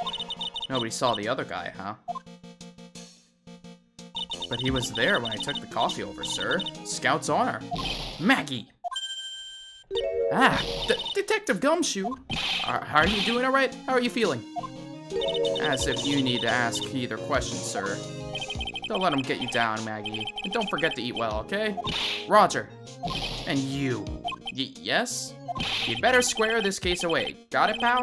Maggie's innocent, you hear? If you screw up, then I'll be doing some squaring away myself. Squaring away some paperwork for your arrest. I think he's serious. Hey, detective, you're on our side for once, right? Yep. So you'll be able to help Maggie out, right? Really? Can you, sir? Of course! I've got the situation under control. I'm gonna be the first witness on stand today. If something I say doesn't mess with the facts, make sure you point it out, alright? Sure. Okay, we're forming a united front today, pal. You get me? I can't tell you how grateful I am, sir. I've always admired you so much, detective. I know I can count on you. Looks like it should all go pretty smoothly today, huh? I can only wish. Oh boy, here we go. January 7th, 10 a.m., District Court, Courtroom number 4. Court is now in session for the trial of Maggie Bird. The defense is ready, Your Honor. Huh? Ah, bitter. Mr. Wright. Oh, hello, Brad. Yes, Your Honor? Ah! Well, what's wrong? Nothing, it's just whenever I addressed you in the previous trial, your response was, "You's talking to me?" It was a little, well, intimidating. You're live on YouTube. Yes, we're live on both Twitch and YouTube simultaneously. No, that wasn't me. That was the phony Phoenix. I see. So our trusty Phoenix Wright is back with us now, is he? Our trusty? So, Mr. Godot, your opening statement, please. Mr. Trite, whether you're a fake or the real deal, we'll find out soon enough through this trial today. But I can already tell you I'm the real Phoenix Wright. I wasn't questioning whether you were Phoenix Wright or not. I was questioning whether you had studied law or not. That's what I intend to find out. There's no denying it. Behind that mask is a man who really hates me for some reason or another. As everyone is aware, the court has already given its verdict on this case once. Therefore, I won't stand for irrelevant testimony during this retrial, nor will I stand for a simple repetition of the evidence presented in the last trial. I'm not planning on repeating anything that phony me said. Trust me. Now then, Mr. Godot, please summon your first witness. Let's start with the formalities, shall we? Name and occupation. Witness! State your name for the court. Huh? Oh, sorry, sir. The name's Police Department Detective. Occupation, Dick Gumshoe. Other way around, Detective. Huh? Oh, sorry. Anyway, I'm the officer in charge of this case since yesterday, sir. Since yesterday? Yeah, the guy who was on the initial investigation tied up with another case now. Hope Gumshoe's really got everything under control, for everyone's sake. I see, so Detective Gumshoe. Would you outline for the court the basic facts of the case? Yes, sir. The victim's name was Glenn Elg. He was a professional programmer. He was on the payroll of Blue Screens Inc., a local company. This is the victim's autopsy report. The court accepts this into evidence. Where's chat in YouTube side? The chat only displays Twitch chat. I haven't figured out how to have the YouTube chat display at the same time. But also YouTube chat's kind of been dead, so I haven't been too worried about that for the time being. The court accepts this into evidence. Glenn's autopsy report added to the court record. And here are the floor plans of the restaurant. When the incident took place, the victim was sitting right here. The poisoned coffee was brought over to him by the waitress. The waitress being the accused? Yeah. The victim died from poisoning almost immediately after he took a sip of the coffee. Yeah. At the time of the incident, there were 2 other people in the restaurant. Mr. John Armstrong, the owner-in-chief, and a regular by the name of Mr. Victor Kudo. No, you can't say chicken butt. That's illegal. It still seems to be a very straightforward case to me. Haha, made you look. You're right, I am making sure that I at least am keeping an eye out on YouTube chat. That way, seeing as we don't have it currently displayed visually on screen, I don't want to miss the good old chatters. You know, I should have the stream open on a second screen here. There we go. Anyways. Très bien floor plan added to the court record. Cool. Come, detective. Take up this hammer and nail the defendant's coffin shut with your own 2 hands. Now then, Detective Gumshoe, let's have your testimony. Yes, sir.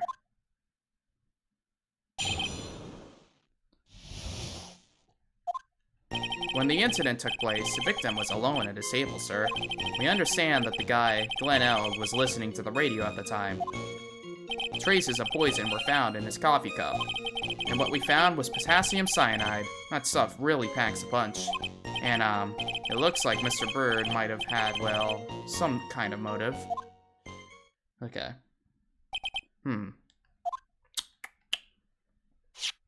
Using the dark, aromatic depths of coffee to conceal the poison. Classy lady. The facts of this case seem to be ironclad. Mr. Wright, I would ask for you to begin your cross-examination, but... Yes?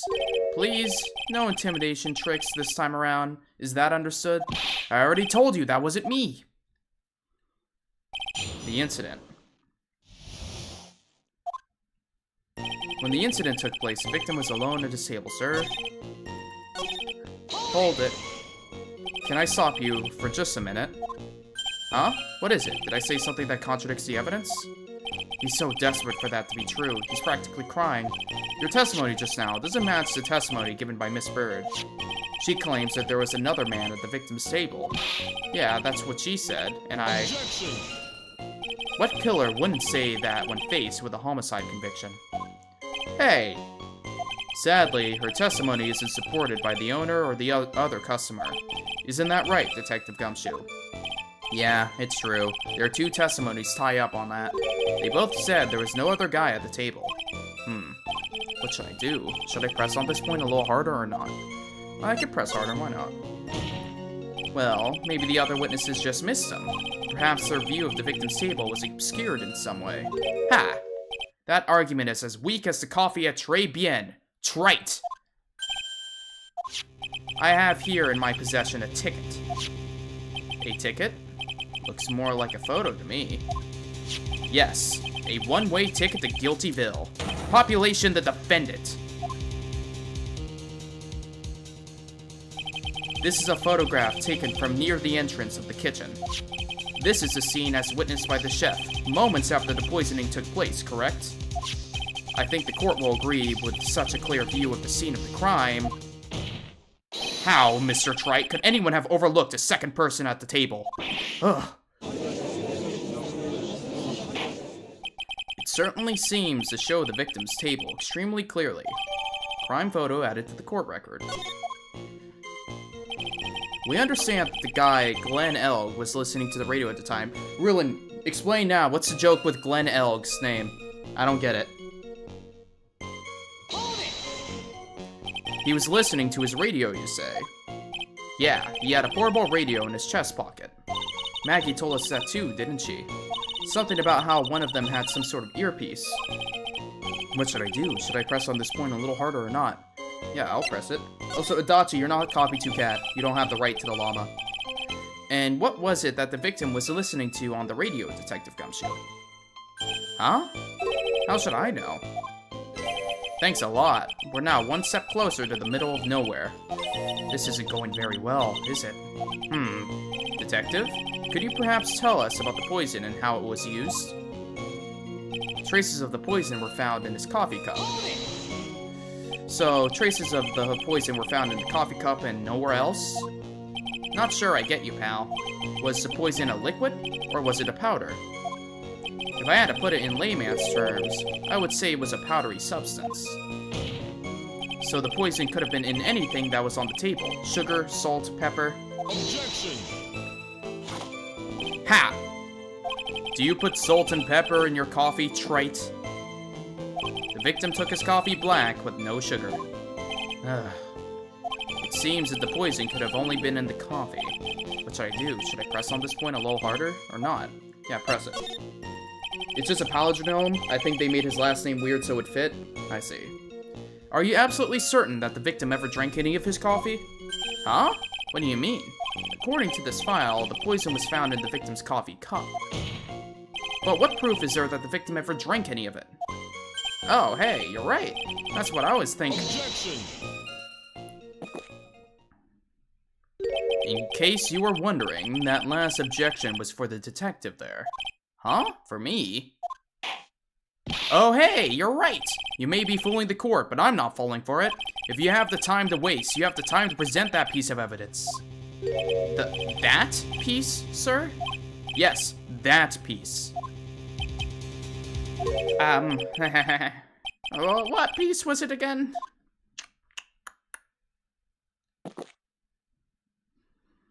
This!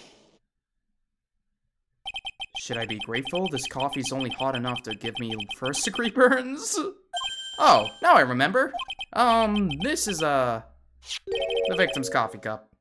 Yes, the victim's cup. Take a good look at the rim. Oh, yes, it's unmistakable.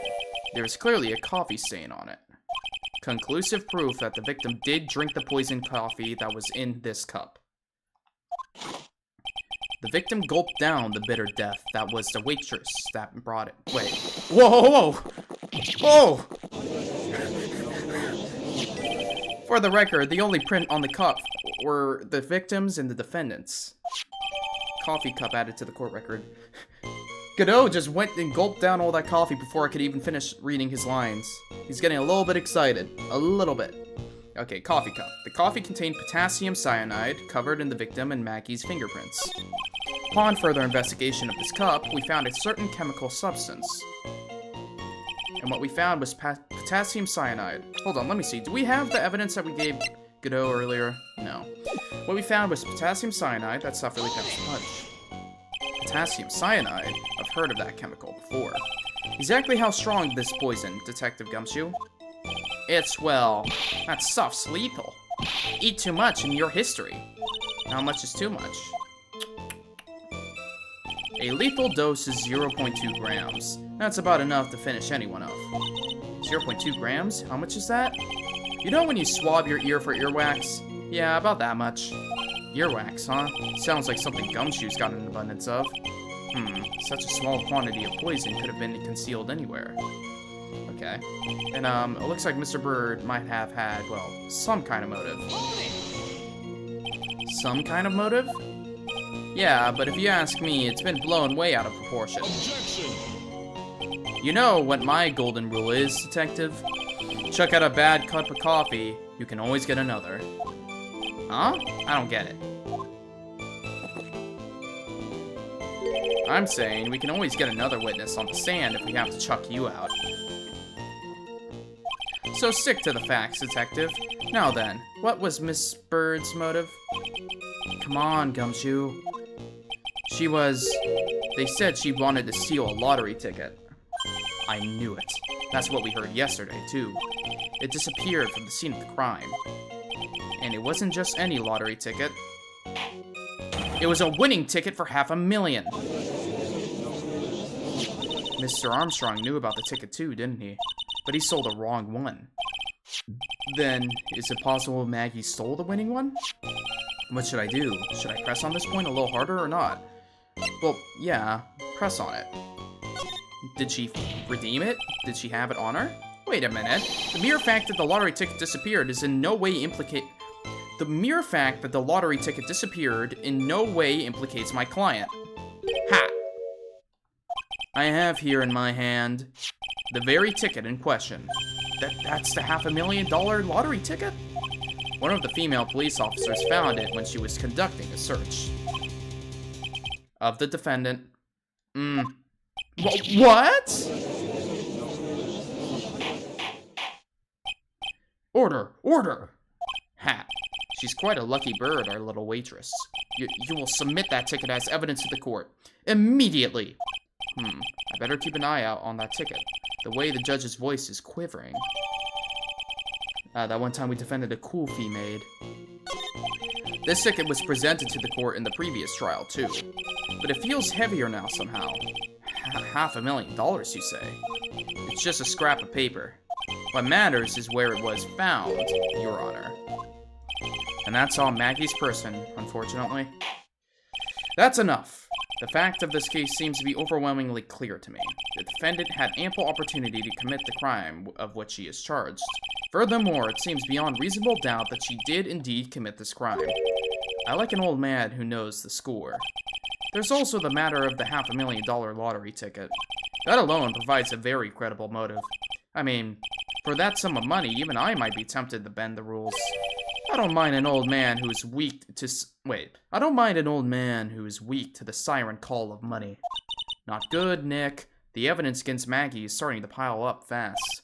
Yeah, and that's because the court has ruled guilty once already. I'd say it's about time to wrap up this repeat performance with one final decisive piece of evidence. He's got more evidence against Maggie? This is the apron of the delightful Miss Bird.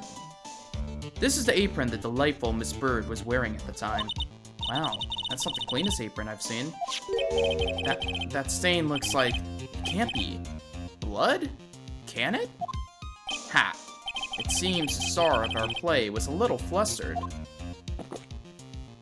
And somehow spilled coffee on herself. The coffee? That's not exactly the first thing that caught my eye.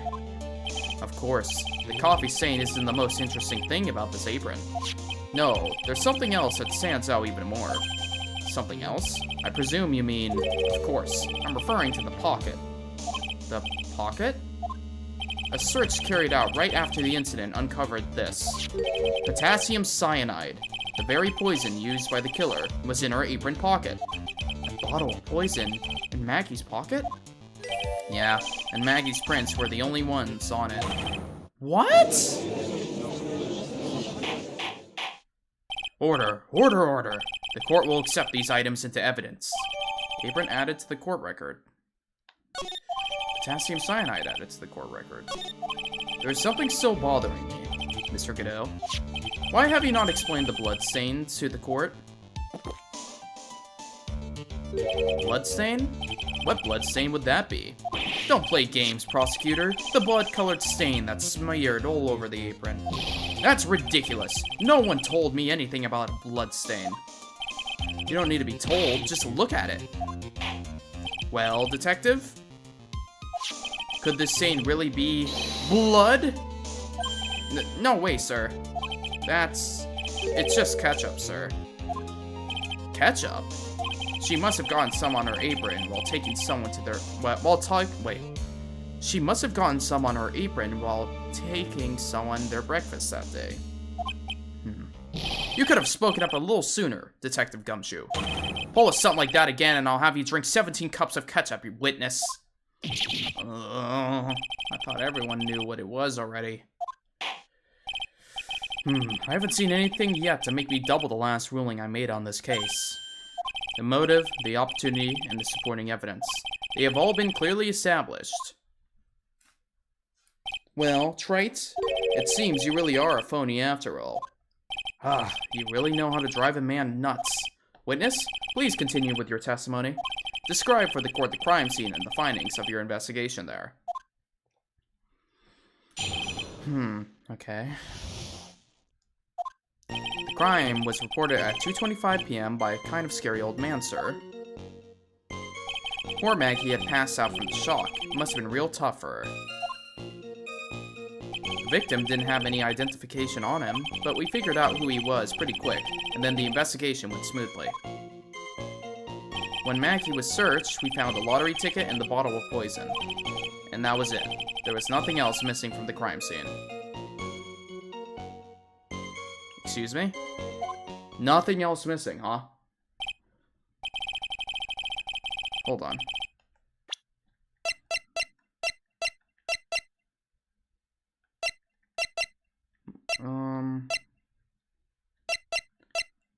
Okay, I guess never mind.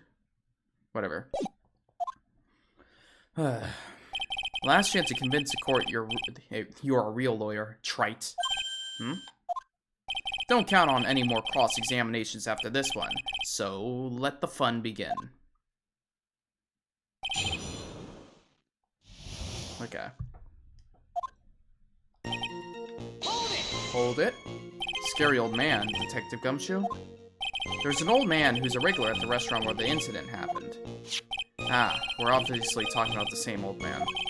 Officers were dispatched right after the report came in, but the old guy still made a fuss. What took you so long? Then he hurled abuse at them, and seeds.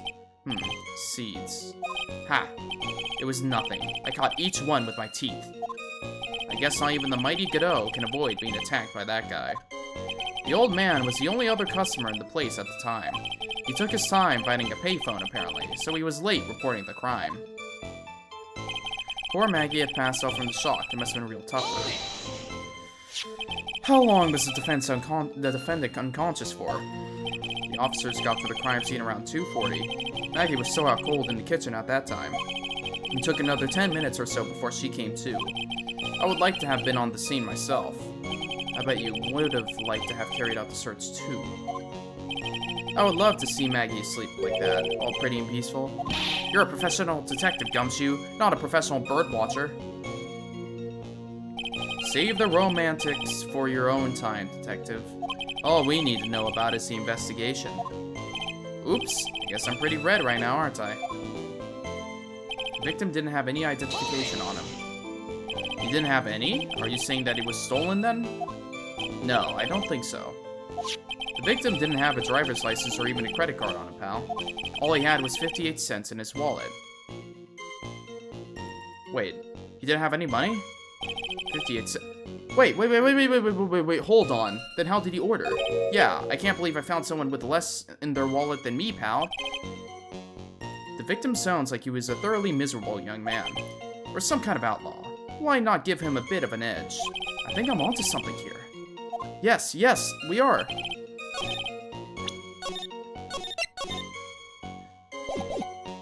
How did he order then? Wait, no, hold on. He had no money. He was flat out broke, right?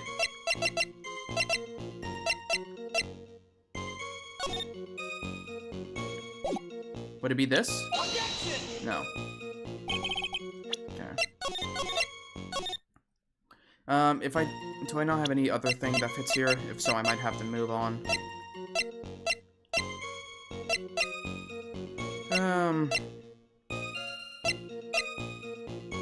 Okay, whatever.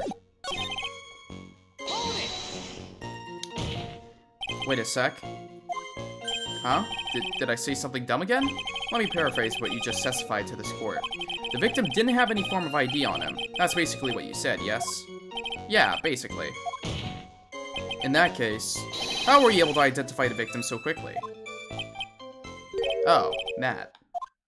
He's so let down. He's got the whole sagging shoulders and puppy eye thing going. There is a prescription bag on the victim's table along with the lottery ticket.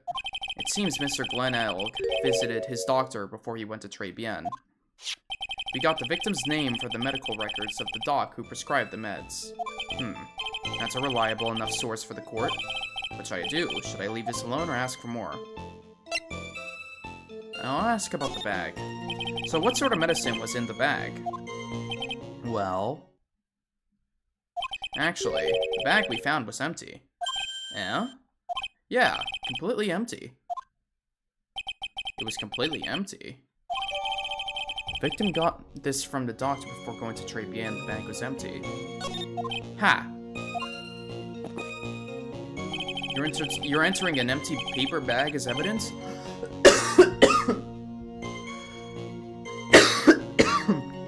Oh, I need to drink water. Oh my god.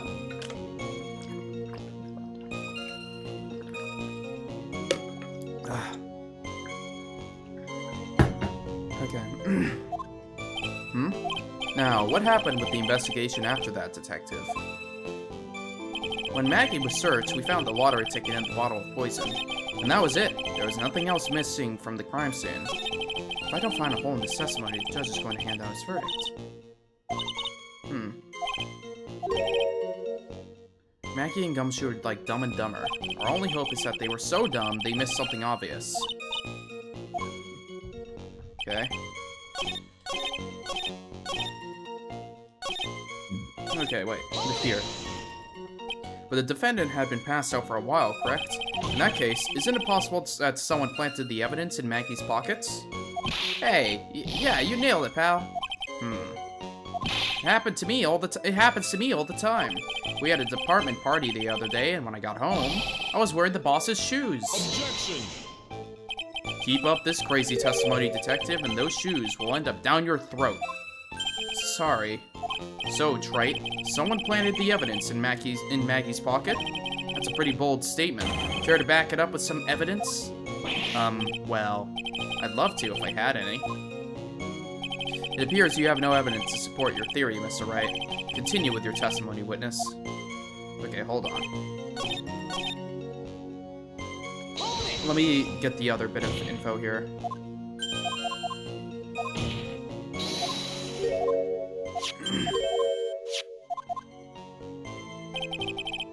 Wait. Oh. I guess there's nothing else to it?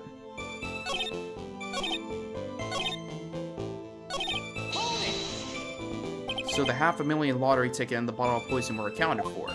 Yeah. Interesting. It's true that those two items are accounted for, but wasn't there another lottery ticket that was stolen that day? Oh yeah. The one that the restaurant owner took. He won a whole $1 with it. What a lucky guy, huh? And they're just going to let him get away with it? It was just $1, detective. I guess no one cares when it's that little, except for Gumshoe. If I don't find a hole in this testimony, the judge is going to hand down his verdict. But they're like dumb. And they missed something obvious. Okay.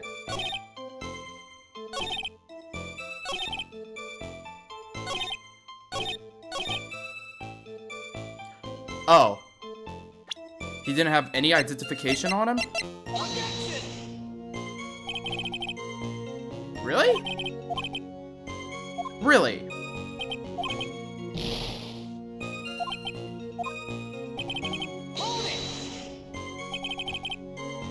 Okay, I need to wake up here. Hold on. The victim didn't have a driver's license or even a credit card on him, pal. All he had was 58 cents in his wallet. 58 cents.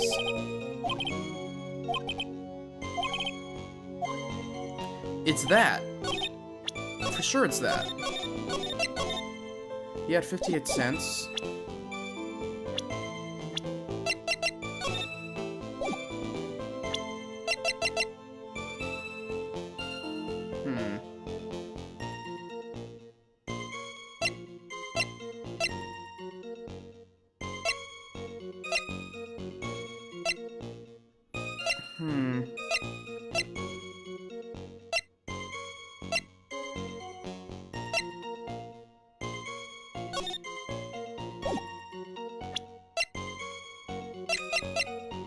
I mean, I think the question I have is, if he had so little money, how was he able to order coffee?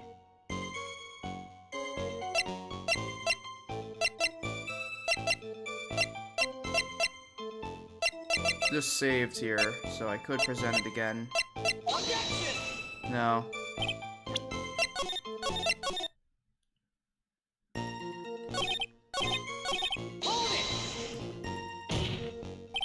Okay, wait a second. The victim didn't have any form of ID on him. Yeah. How were you able to identify the victim? Yeah. The bag. Prescription bag. Okay. When they were searched. Evidence about this. Objection!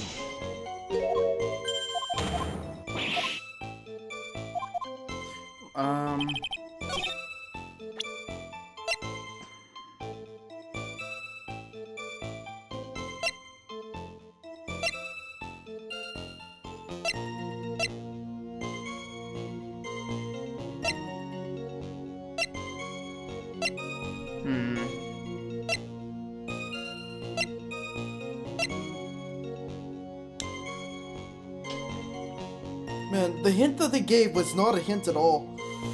They just said, oh, Gumshoe is dumb. Okay. Nothing else missing. Oh. Wait, nothing else missing? Not even. Oh. That was missing.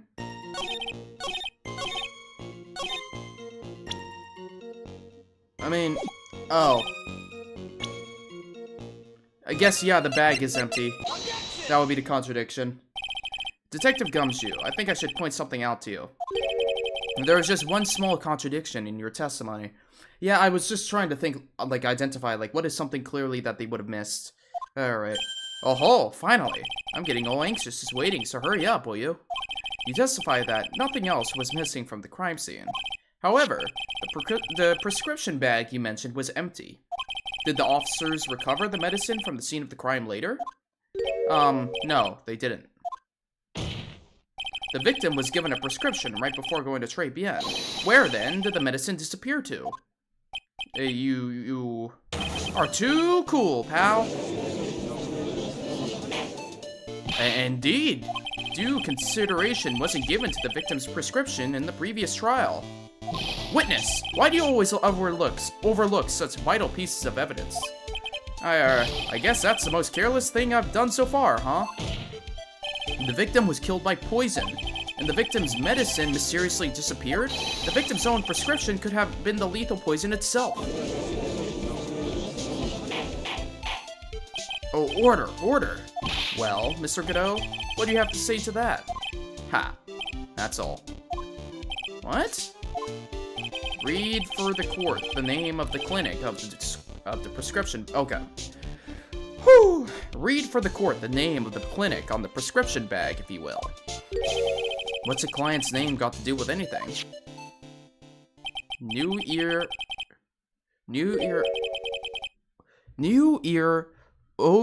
Otolarno.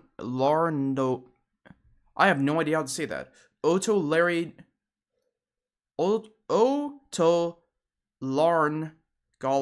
go.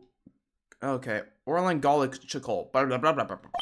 Just what kind of illness was the victim suffering from, Mr. Godot? Hardly an illness, Your Honor. More like a bitter war wound, you could say. A war wound? The day before the incident, Mr. Elg found himself in a fight. He took a blow to the side of the head and ruptured his eardrum. He ruptured his eardrum? Then what on earth was the prescription he was given? It was a cream that was to be applied topically inside his ear canal, not to be ingested. What? It's pronounced Otorno. I hate you, Ruin. How can you can't just say it's pronounced, just copy it without any of the enunciation. It's mentioned in the autopsy report if you read the fine print. They found traces of the medicine in the victim's left ear. Yes, here it is, in very, very fine print. How's the YouTube streaming? I mean, the YouTube streaming is there. It's nothing. Thank you for the 1 bit as well. No, don't worry, Ruin. I'm not, as long as he's here, I won't continue this dialogue. But, yeah, YouTube streaming is existent. I think right now, one weakness is the fact that I haven't figured out how to have it so the YouTube chat could show at the same time as the Twitch chat. So, YouTube is kind of dead, but I don't know. I think the point is just to have it there so more people have eyes on it. And that's kind of it, really. I've noticed some people might like hop into the YouTube chat and be like, oh, you're live on Twitch, and then hop onto the Twitch chat. Oh, okay, I'll sit here then. Okay, you monster. Chat, maul that man. Skin him alive. Turn him inside out. Make him pay for his crimes of wasting your time. Alright, have you guys eaten him alive? Alright, Nathan, I'm gonna move on. Thank you very much for stopping by. YouTube is gonna pop off in certain years. Either way, ta-ta, adios. We'll play Isaac in a few days, and that'll be our duo stuff. It seems Mr. L correctly applied some of his medication while he was at Tribulations. Therefore, it would be absurd to believe that he would have eaten his medication. Alright. Have fun. It seems that this medication is irrelevant to the case after all. No. Nick, if you don't think of something quick, it'll all be over. She's right. But I can't get away with any old weak objection. What should I do? I mean... I think it's worth pointing out. Only moments ago, Mr. Godot made the following statement. It seems Mr. L correctly applied some of his medication while he was at Tribulations. If that's the case, then why was the medication not found at the scene of the crime? But the medication in question was for topical use inside the ear canal. That doesn't change the fact that it could not have been, that doesn't change the fact that it could not be found at the crime scene. However insignificant it may seem, it's a lawyer's duty to pursue the truth. Objection. You know as well as I do that the medication is irrelevant. It hardly seems likely that a prescription drug would contain potassium cyanide. It hardly seems likely that the coffee the waitress served would contain it either. But it did. The possibility is undeniable. Ah. That's enough. Mr. Godot, is the detective the only witness the prosecution wishes to call? Mr. Godot? I've got my own witness I'd like to call, sir. It's the old man who was there in the restaurant on the day of the murder. Victor Kudo, the pigeon hater? Very well. The matter of the disappearing medication seems little more than trivial at best. However, it wasn't explored at all in the previous trial, and that is something that bothers me. Yay, good job, Nick. The court will adjourn for a 10-minute recess, after which we will hear the prosecution's next witness. Ha! I suppose this means I'll just have to finish you off in my last 6 cups. Last 6? That's fast. Yawn. January.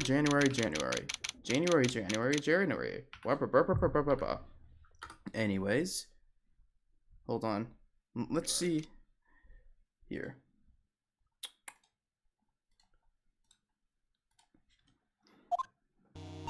Phew, that was close. Tell me about it. I nearly died in there. That's my line, sir. No, it's my line. I think I really did die a little bit. Looks like we all nearly died in there. I can't believe Detective Gumshoe. How could he betray us like that? Huh? He said he'd help me, but he totally set me up. I don't think he meant to do that, Maggie. He was backed into a corner. I mean, the guy's got to do his job, right? It's okay, I know all about lies and betrayal. I've had them my whole life. But it really hurt this time. It felt like someone punched me hard in the stomach.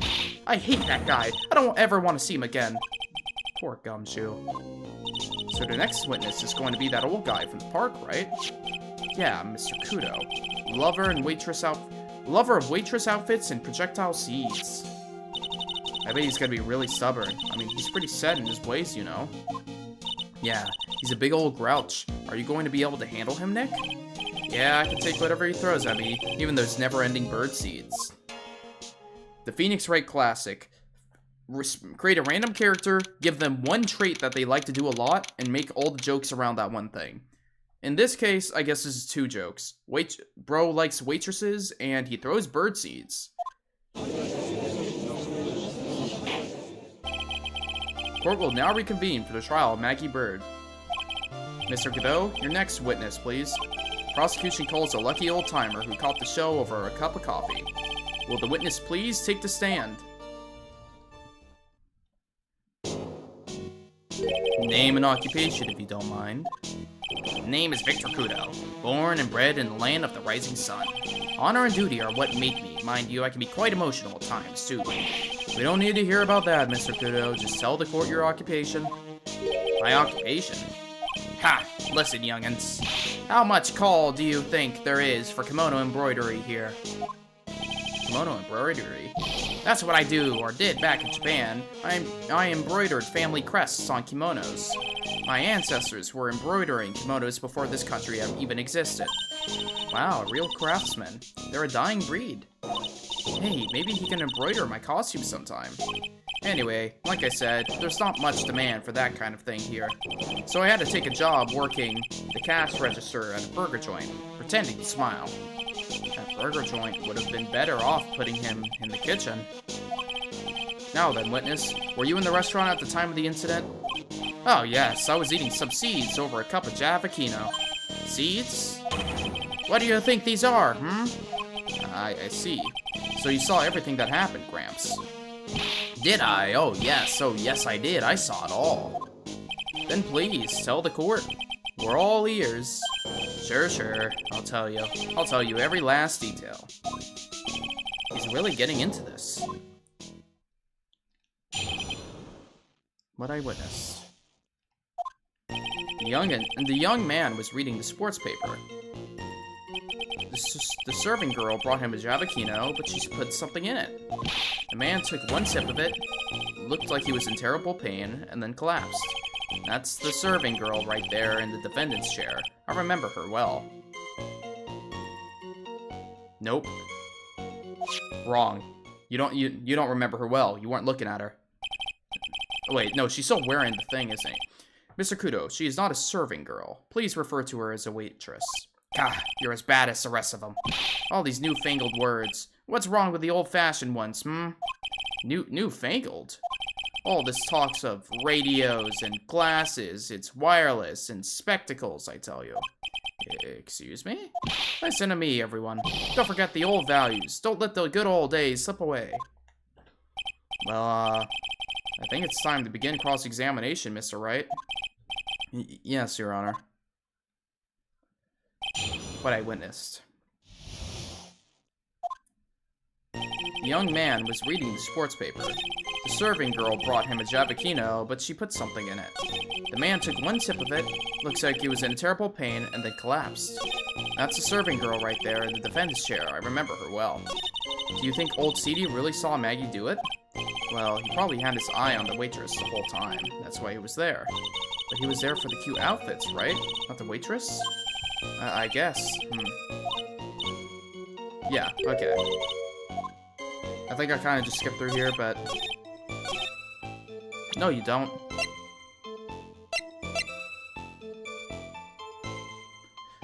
Now, what evidence could I use to contradict that?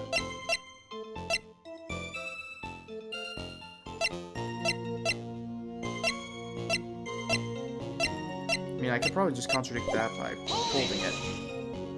You said I remember her well in reference to the waitress. Did she have any particular features that you can identify her by? Particular features? It's a disgrace. That's what it is. Sorry? You could see all the way up to her... You know. She's practically naked in that uniform. So the particular feature you recognize about the waitress is her outfit. But anyone can wear just such a uniform. Even me! Mr. Wright, please spare the court any further mental anguish from that image. Don't get all excited, Nick. You've got to keep yourself together. I guess I got a bit carried away. There's other things I recognize about her, too. No, I'm pressing it. Sure, you saw a waitress take the coffee over to the victim. But what matters is whether that waitress was Maggie Bird or not. Quite right. Mr. Kudo, these other features that you recognize about the defendant, I would ask you to add them to your testimony. Sure. Okay. Oh, really? So you recognized all of that, but not... Come on, guys.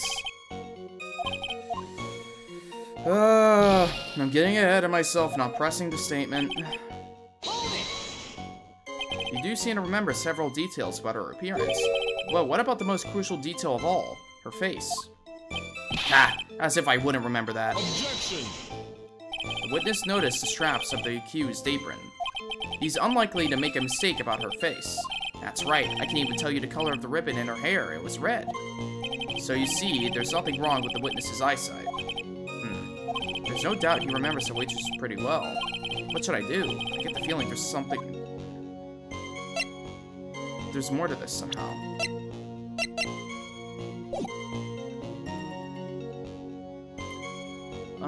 What would the back have to do with it? I guess I can do both. The identifying feature you described are all things you would see from the back. Oh wait, where were you sitting? So what?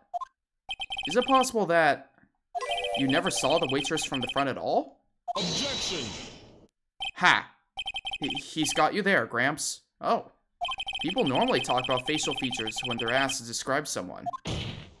But this witness's testimony is nothing but straps and ribbons. This is harassment. I tell you I'm not obsessed with straps or ribbons.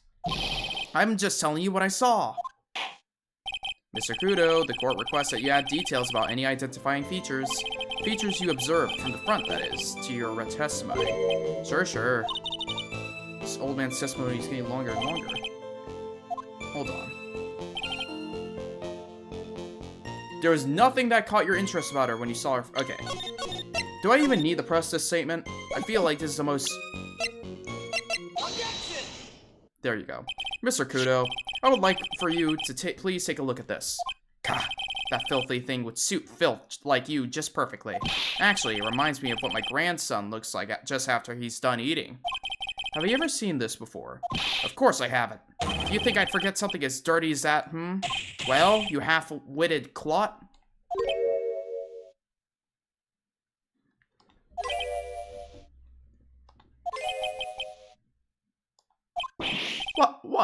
What is it? Ever since I said you half-witted clot, there's been eerie silence in here. Mr. Kudo, this apron... Is the apron worn by the defendant on the day of the poisoning? And as you just said yourself, you wouldn't forget something like this. Which means if you had really seen this apron before, yes, you know what I'm getting at. You couldn't have possibly seen the waitress from the front. Oops! Witness! You can't just oops your way out of this! Ha! Well. Looks like we finally have a genuine trial on our hands. Listen, Trite, here are the facts. On the day of the incident, there was only one waitress in the restaurant. That being the defendant, Miss Maggie Bird? Exactly. And when that one waitress put the poison into the coffee cup, this old guy was watching. I hope you understand the gravity of the situation, Mr. Kudo. The fate of the defendant may rest on what you say you remember seeing. Just tell the court exactly what you saw, Gramps. You can rely on me, Captain. My noggin's in perfect working order.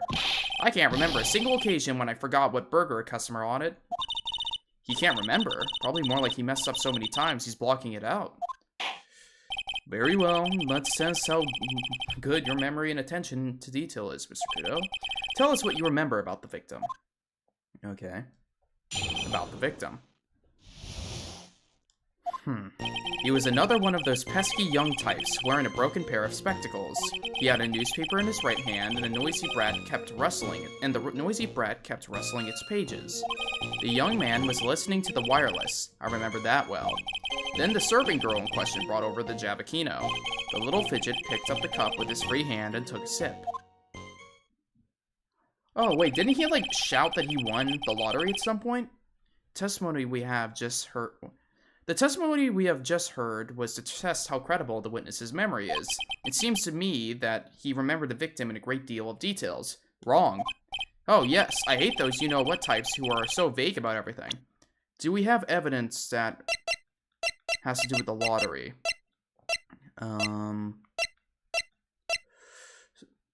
This might just be a thing where we need to press him. Yeah, I think just... it's good to keep it in mind, though. At some point, during the victim sitting down, he shouted out loud that he won $1 million. That was a very important detail. How are we going to handle this, Nick? We only need to do one thing. We just need to prove that the old man's memory is shot. To strip him up, you mean? Isn't that kind of cruel? I suppose, but it's what I do best. About the victim. He was another one of those pesky young types wearing a broken pair of spectacles. He's just saying that because he had one eye. A newspaper. Okay. The newspaper was a sports paper, was it? That young hooligan. I nearly asked him, can't you even read without fidgeting, How was I supposed to be able to read the back page with all of that wrestling going on? I needed to find out if Guts and Brawl retained his championship title. It was his paper, not yours. If you wanted to know so bad, why didn't you just buy your own? What are you looking at me for like that, How dare you? Brah, brah. Ow, ow! Guts and Brawl got beaten yesterday, by the way. Anyway. Okay. Listening to the wireless? The wireless? The decadent young rascal. In my day, it was one or the other. Read the paper or listen to the wireless. Is he talking about radio? And using an earpiece. It's selfish, that's what it is. I was straining my ears, but I couldn't catch any of it. Was he that desperate to listen to the radio? What are you looking at me like that for, How dare you feel sorry for me? Ow! Ow! Stop throwing seeds at me. Then the serving girl in question brought over to Giappino. You mean the waitress, who you only saw from behind, right? You're one of those, aren't you? You never let anyone... Oh my god. I need to speak right! Oh my god, my eyes are blurring. This is what happens when you spend 2 hours and 22 minutes speaking non-stop. You're one of those, are you? You never let anything go, isn't that right? Maybe. But does it matter if I saw her from the front or from behind? Ow! Ow! I better not push it until I got some hard evidence. Okay. He took the cup, his free hand. Yes. Which hand was that? Weren't you listening to before? Cloth ears? I said he was rustling the newspaper with his right hand, didn't I? If his free hand wasn't his right hand, then which would it have been, you moron? Oh. Hat. Perhaps the great Mr. Trite has 3 hands. Yeesh. I was only asking. No need to gang up on me and treat me like a freak. The whole point of this cross-examination is to establish just one thing. That this old guy's memories has more holes than a slice of Swiss. I guess we just need to find a contradiction in his testimony somewhere, huh? Okay. I believe that Phoenix kind of gave me a clue already. It was, was it this one? Where he mentioned hard evidence?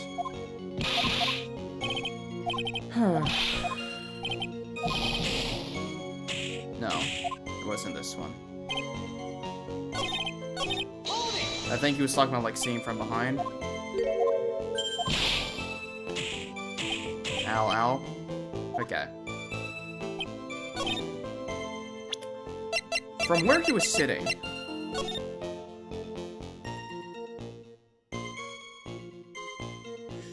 So you said his right hand was jostling. Okay.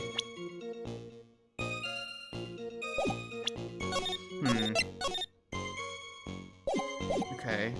Serving girl question brought over the Giappino. What would contradict that?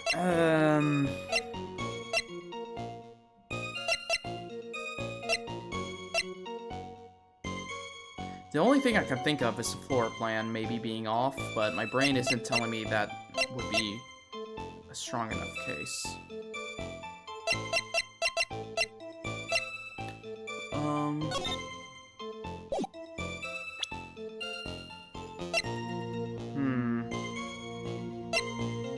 Okay, let's just... I'm probably wrong about this. Yeah, okay.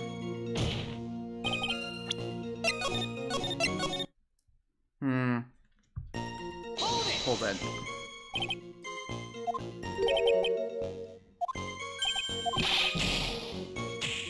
What does it matter?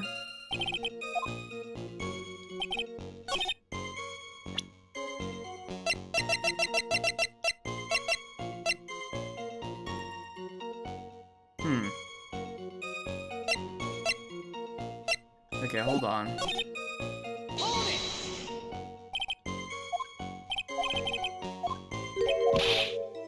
Right hand? Okay. Okay.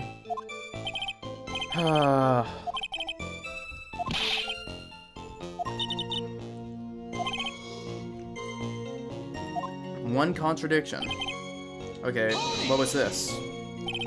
Oh, is it gonna be something like he had it on the wrong side? One was broken.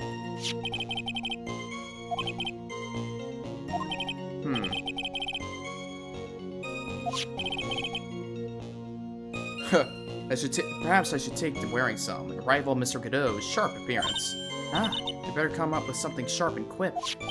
Guess I'll wait and see if I should challenge him about the spectacles.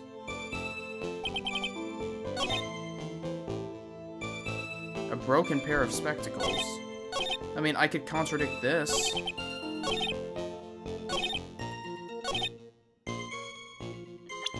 He was wearing the wireless. Do we have anything about that either?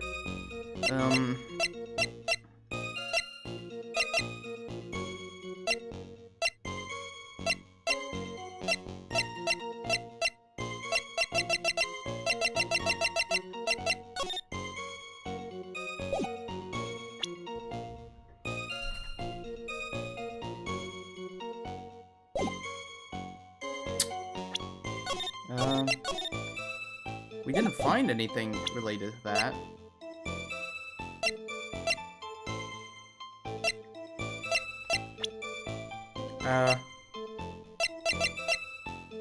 Oh! How? No? Nothing? I would have thought it's like, oh, his eardrum's ruptured. How can he... In detail.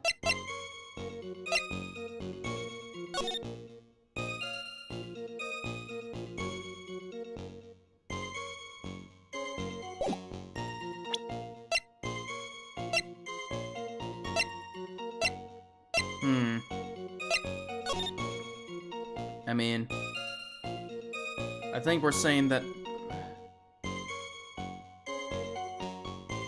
I mean, it might be this one because of the fact I don't know which side the guy was sitting on. I thought he was sitting here, and the old guy was sitting here. Lady walks through there, gives him thing.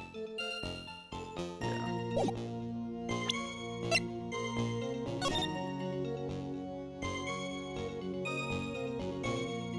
Oh. Yeah, there's no... He's not holding anything in his hand.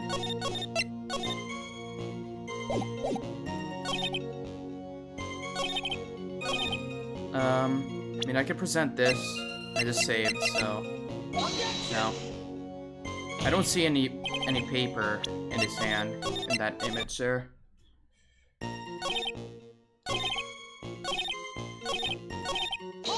Hold on, what was the contradiction here?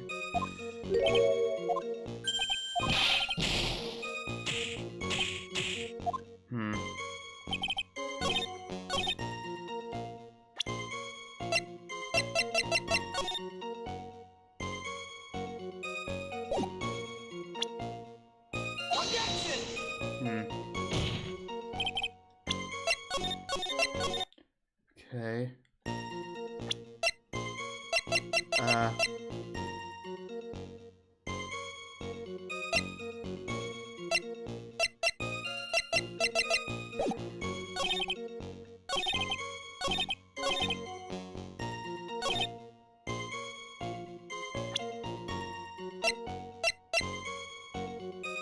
Yeah.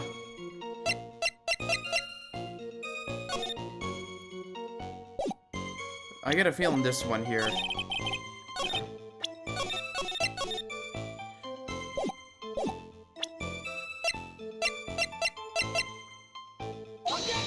Okay, if not that.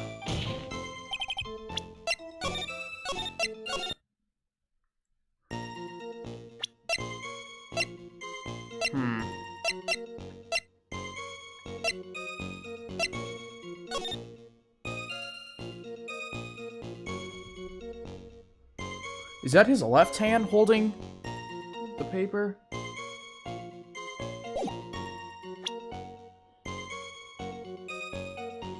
Ugh. I mean... This is a weird one. There's like... Look for evidence that might tell you how he was holding his two items. I mean, okay. No. No. No.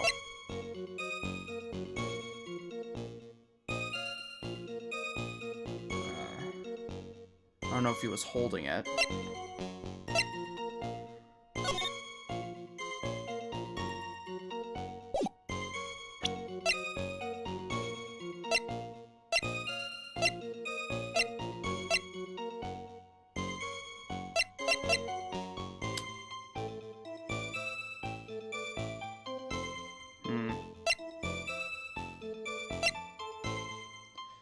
I keep going over it.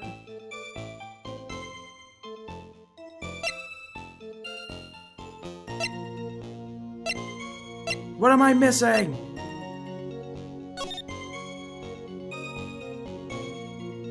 I mean, I see this. That's his left hand, I think, holding onto the newspaper, I guess.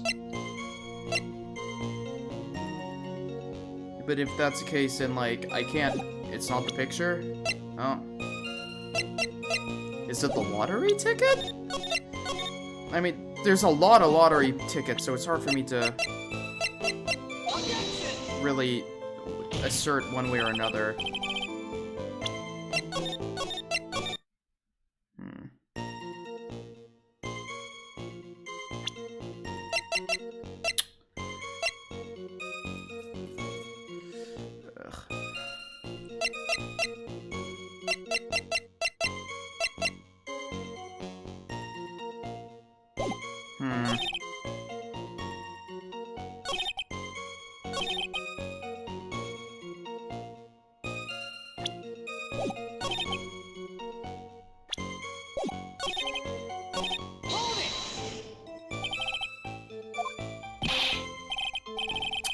Okay.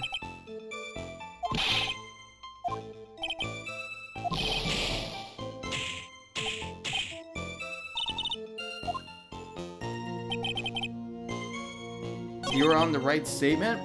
What, this one? Or is it the wireless? No, I assume it's this one. Because this is the only one that out... Yeah.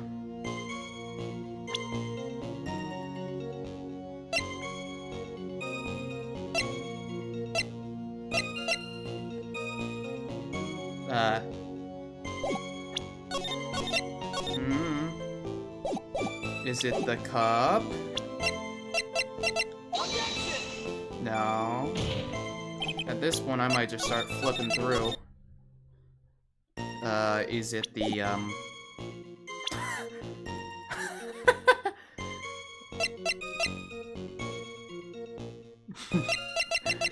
Ugh.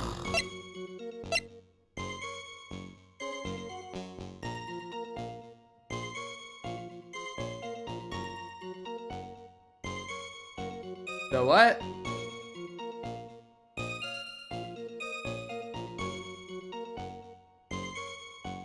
Oop. Oopsie poopsie.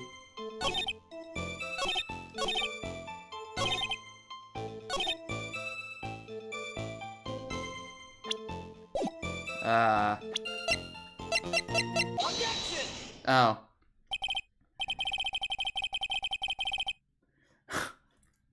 That was, I'm just gonna say, I can't even say that that was like, oh, that was bad. That was just really confusing. And there's so many different, like, weird micro things of what he could have been doing. I don't know. Let's see. that this was a way of testing the credibility of your memory. I know. There's nothing wrong with my memory, I tell you. Nothing. If I got anything wrong, I'll eat these seeds and sing the pigeon song. Care to tell us where this is going, Trite? That was kind of a strange puzzle. It makes sense, but like that statement evidence combo you just did should have worked. Yeah. According to Mr. Kudo, the victim was holding the paper in his right hand, while drinking coffee with his free hand, which would make that his left. Ka, what is this, kindergarten? But I would like the court to please take a look at this. Okay, I thought this, but I didn't say it out loud. Like, I'm like, there's no way they're gonna have it. Well, the teacup in the picture, the handle's on the right, meaning he had to use his right hand. That's the cup the victim used, correct? Yes, and on the rim, you'll notice a mark left by the victim's lips. Oh, I guess that would have been an indicator that he held it with his right and drank it on that side. Okay. I didn't know if that was like, we were supposed to use something like that. Ah, fair enough. If you consider where the stain is, you'll clearly see that the victim was holding the cup in his right hand. But how?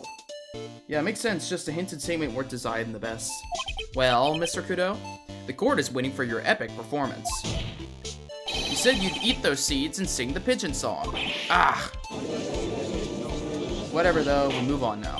Mr. Kudo, I'm afraid this is simply not acceptable. I think the witness had better go back to the park where he came from. Wait! If you think I'm going to stand here and listen to you tell me I'm mad, you're wrong. I don't care about that dirty coffee cup. I know what I saw. You still insist on your testimony? That young brat was holding the cup in his left hand. Oh yes, no question. I'm a good law-abiding citizen, I am. It's that dead young hotbot and you spiky-haired yahoot, who are in fault. Who, me? Thank you, old man. We've heard quite enough from you already. Don't call me old man, old man. Been around for 68 years, I have. You can't ignore me. Listen to what I've got to say. I'm sorry, Mr. Kudo, but... Sure, why not hear a little more? Mr. Godot. But this is my 16th cup of coffee, so this is your final stand. Thank you, Captain. You can rely on Victor. Left hand or right hand? Alright, more hand shenanigans. The boy was wearing the earpiece on the same side as the green lens of his spec. He kept fiddling with it all the time. He was fiddling with it just before he picked up the cup, too. And then he used the same hand to pick up the cup, his left hand. What? Why are you so insisting on the left hand? We know that the victim was wearing an unusual monocle over his left eye. It wasn't a monocle, Your Honor. It was a small computer monitor often used by programmers. What? Where's my monocle? Where's my computer eyeglass? A monitor? You don't mean like a television screen.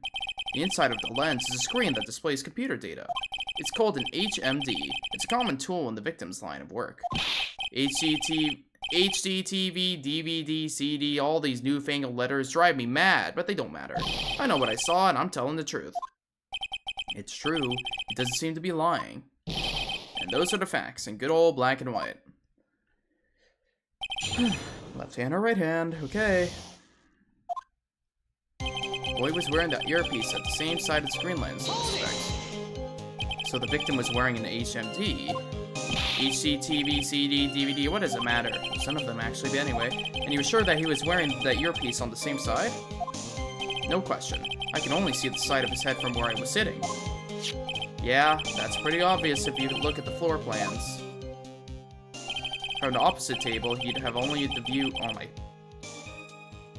Oh, so that's where he was sitting? From the opposite table, he'd only have a view of the side of the victim's head. He kept fiddling with it all the time. Seems he kept an eye on Mr. Glenn Elk. He was getting on my nerves, rustling that newspaper and filling his earpiece all the time, and then he went and made all the fuss, dying from one sip of the Jappuccino. I wanted to say to him, calm down, you young brat. Just looking at him made me suddenly speed up my seed eating. I could have choked. So I take the victim was walking ball of nervous energy. Okay. Fiddling. The earpiece you mentioned, which hand did the victim touch it with? You're one of those people, aren't you? You're the type that uses your left hand to get things out of your right pocket. Or fastens your left cuff with your right hand. And when the tour guide says, on your right side, you'll see the famous blah blah blah, you're the only one who deliberately looks left. Well, aren't you? No, I didn't mean... Obviously, he used the hand on the same side of his body that the earpiece was in. Ow! Ow! Ow! So if he had the HMD on his left side, then it was his left hand, I guess. Okay. What are you talking? What? It wasn't his left hand. Are you stupid?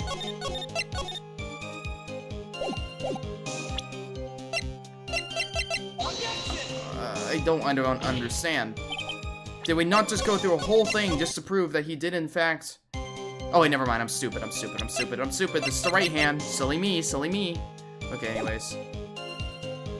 Wait, what? No. No, that's so dumb. We literally just proved that it was his right hand. You seem very sure of yourself, Mr. Kudo. That's because I know what I saw, no matter what tricks you try to play on me. It looks like you really did see the guy picking up the cup with his left hand. Maybe it's that there was another guy? This is a dead end. Well, Nick, what do you think? I think the guy's telling the truth. But even so, something's not quite right. Then chuck evidence at him until he breaks. If he's not lying, there wouldn't be any contradictions in his testimony, right? I don't know.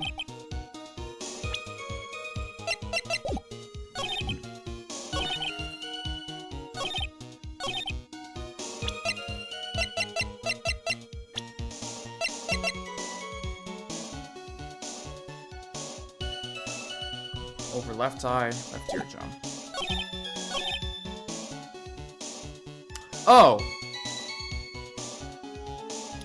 Yeah, why would he... That's a contradiction. His left eardrum was ruptured. Okay. What evidence do I have for that? Unless I could just present the victim, which I might be able to.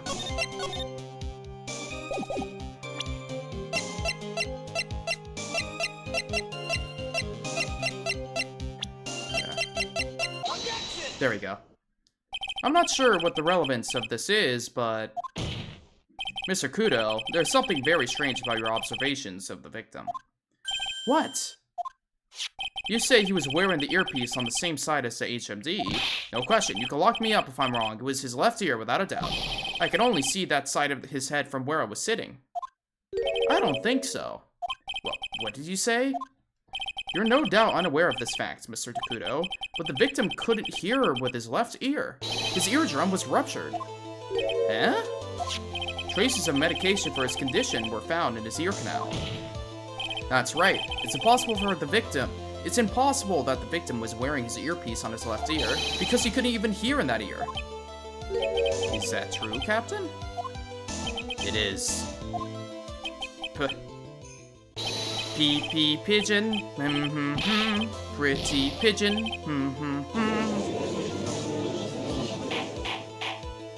Order. This witness's testimony is completely unreliable. He only saw the waitress from behind. And he claims the victim was wearing an earpiece when we know his eardrum was ruptured. Well, Mr. Godot? A single drop of milk is all it takes to destroy the pure black magic in the cup. This old man is my drop of milk. Captain, are you calling me a drip? This is the victim's coffee cup in which the potassium cyanide was found. The mark on the rim clearly shows the victim picked it up with his right hand. I'll never back down. I know I'm right. The lad drank his Javakina with his left hand. Let me put you out of your misery. Clearly, the victim used both hands. He took a sip of the cup held in his right hand and then switched to his left. That's what the old man saw. We know that's not true. He only took one sip. Impossible. The witness has already testified on numerous occasions that the victim died immediately after taking just one sip of the coffee. Objection. Which hand the victim used to pick up his cup is irrelevant, Your Honor. The facts still stand. With one hand or another, Mr. L drank the poison coffee. Like this. Sadly, Mr. Godot, that doesn't wash. The point of this testimony was to establish whether the witness's memory is credible. And the results are clear. The testimony given by this witness is useless.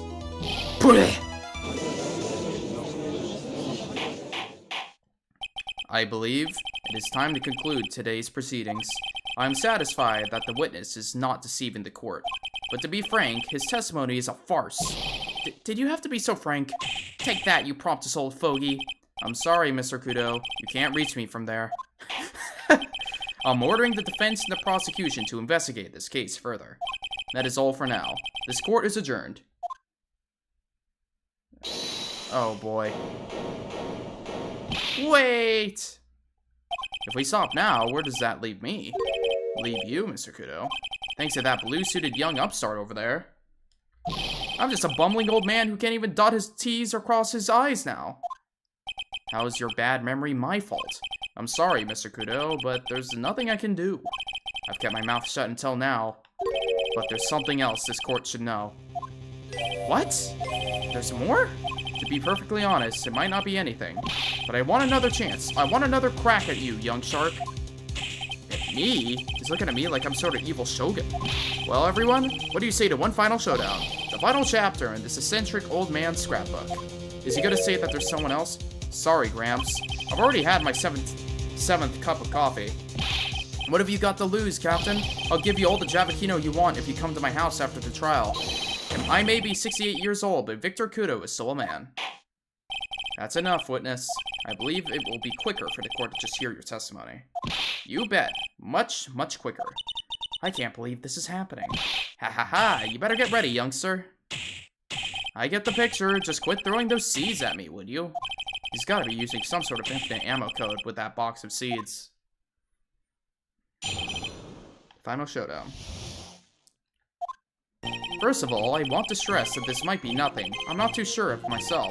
The young boy slumped over the table as soon as he took one sip of the Javakino. Well, the clumsy idiot upset the vase. He knocked it right over. It broke, and the strip of cloth covering the table got completely soaked. Well, how about that? Turn things upside down, huh?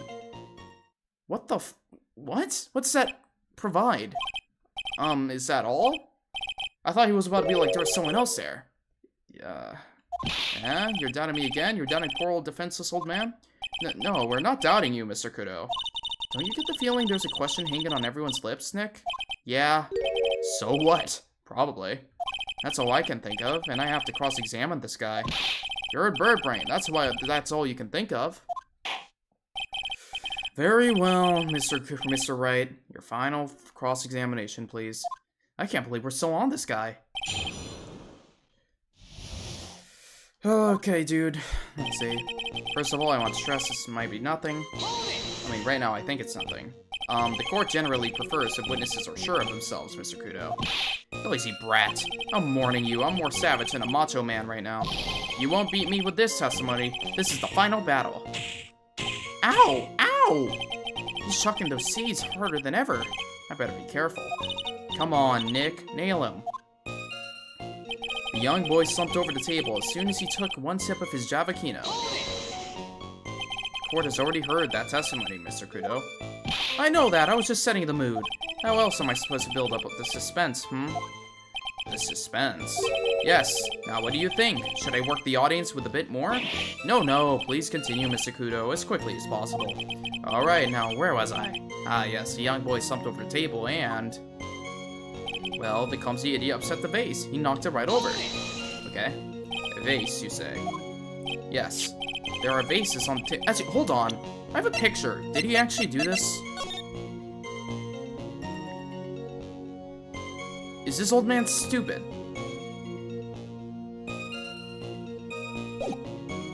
Okay. Well, he's right about there being vases. I do remember seeing them too. There was a vase on the table when I ate lunch there. And you saw the moment when the victim actually knocked over the vase? Well, it's hard to say. It's a bit unclear. How do you really define... Okay, I get it. I heard it break and the sight of it burn... Okay. Here's a crackpot theory. What if everything the old man is saying is right, but the scene of the crime got changed? But even then... The strip... It broke, the cloth covering the table got completely soaked. Okay, hold on. I just need to present this image here, because I don't know what this guy is talking about. Like, we can clearly see the only thing soaked is what I assume to be the coffee. And the vase is up, standing up, so... Okay. Mr. Kudo, this is a photograph of the crime scene. So what? Look carefully at the table. The vase is there. Intact. Huh? Lost your tongue, Granddad? I'm no granddad of yours, Hopscotch. Ow! Ow! Enough! If you throw any more seeds in this courtroom, the cleaners will be here all night. Ah! What is it now? I just remembered something. Yes, go on. The broken vase. Haha, it was on my table. What? Ah, well, you see, it startled me when that young lad collapsed. So I stood up. That must have been when it fell over. The vase on my table, I mean. The vase on your table? Ha ha ha. Yes, it was on my table. And that's how my groin came to be completely soaked. This is what we wasted time on. No, kiddo, you can't drink another coffee. You already hit your 17th.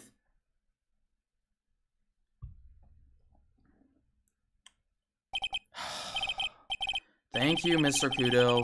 You've certainly earned your kudos for today. I'd like to ask a question now. Have I been any use at all? Perhaps that's something you should reflect on yourself, Mr. Kudo. Ah, wait a minute. If that's the case, there's more. I've got more to say. Oh, yes, I remember something else.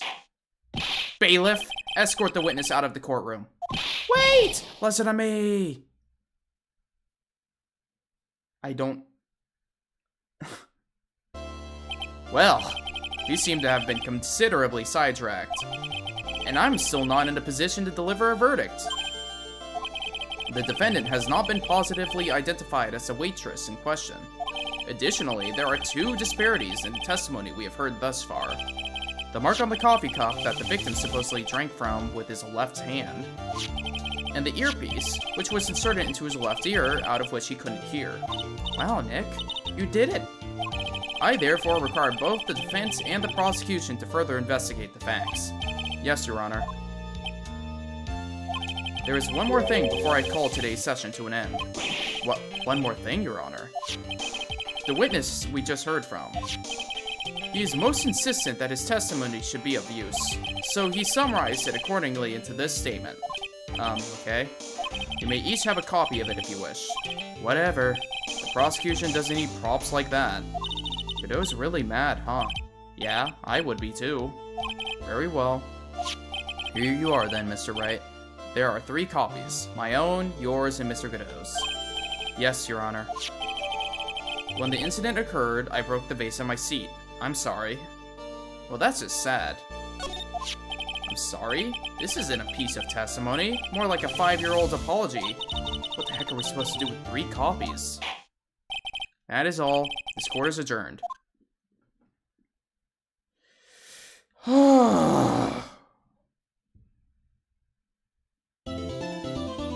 That has left me exhausted. Okay. Put the controller down. I think that this, it's funny, the last couple of cases have been divided evenly in half, where we had a part, like, you know what I mean when I say evenly in half. But I think what I'll do is I'll resume us next week with more Recipe for Turnabout. I don't know, that was I don't know what I think about this case. This is, I don't think I'm gonna say it's bad. This is, I feel like that old man did what Old Bag did, but I did not find myself getting mad. So, like, I don't know what the difference is. Maybe it's just because Old Bag is, like, actually just, like, an infuriating character to read dialogue of, where this old man just kind of feels like he's, I don't know, kind of desperate. But it's, I don't know, I like the recurring characters. I like the fact that Gumshoe, this guy actually admits his faults. Yeah. Old Bag is like, oops. Oh, yeah, Edgeworth, I was kind of hiding info about pivotal evidence of the crime, But don't you know I'm your biggest fan? Old bag. Everyone's friend. You know, because we all love that. Ugh. Either way, I think that this case is interesting enough, I guess, as is. I am interested in seeing where this goes. I hope that Gumshoe, if we get that girl out of it, they have a wonderful life where Gumshoe will not be forever beaten to death by every single prosecutor he ever has the misfortune of pissing off. I'm surprised. I genuinely thought that at some point when Godot like threw his coffee, it was gonna hit Gumshoe. I feel like they just didn't want to make a sprite of Gumshoe covered in coffee, because otherwise they would. I feel like that would have made more sense. Like, well, Gumshoe was getting mad. I mean, not Gumshoe. Godot was getting mad at Gumshoe. I don't know why he threw the coffee at Phoenix. All right. Either way, I'll close this off here before I push this to the even 3-hour mark. Thank you guys all for watching. He hates Phoenix, I guess. True that. Oh yeah, I'd like to thank as well Libre Live Gaming for the gifted sub earlier, and Zolderanian for the 1 bit. And that is all for now, folks. I will see you all again next Sunday with some more Phoenix Wright, and expect some other streams in between.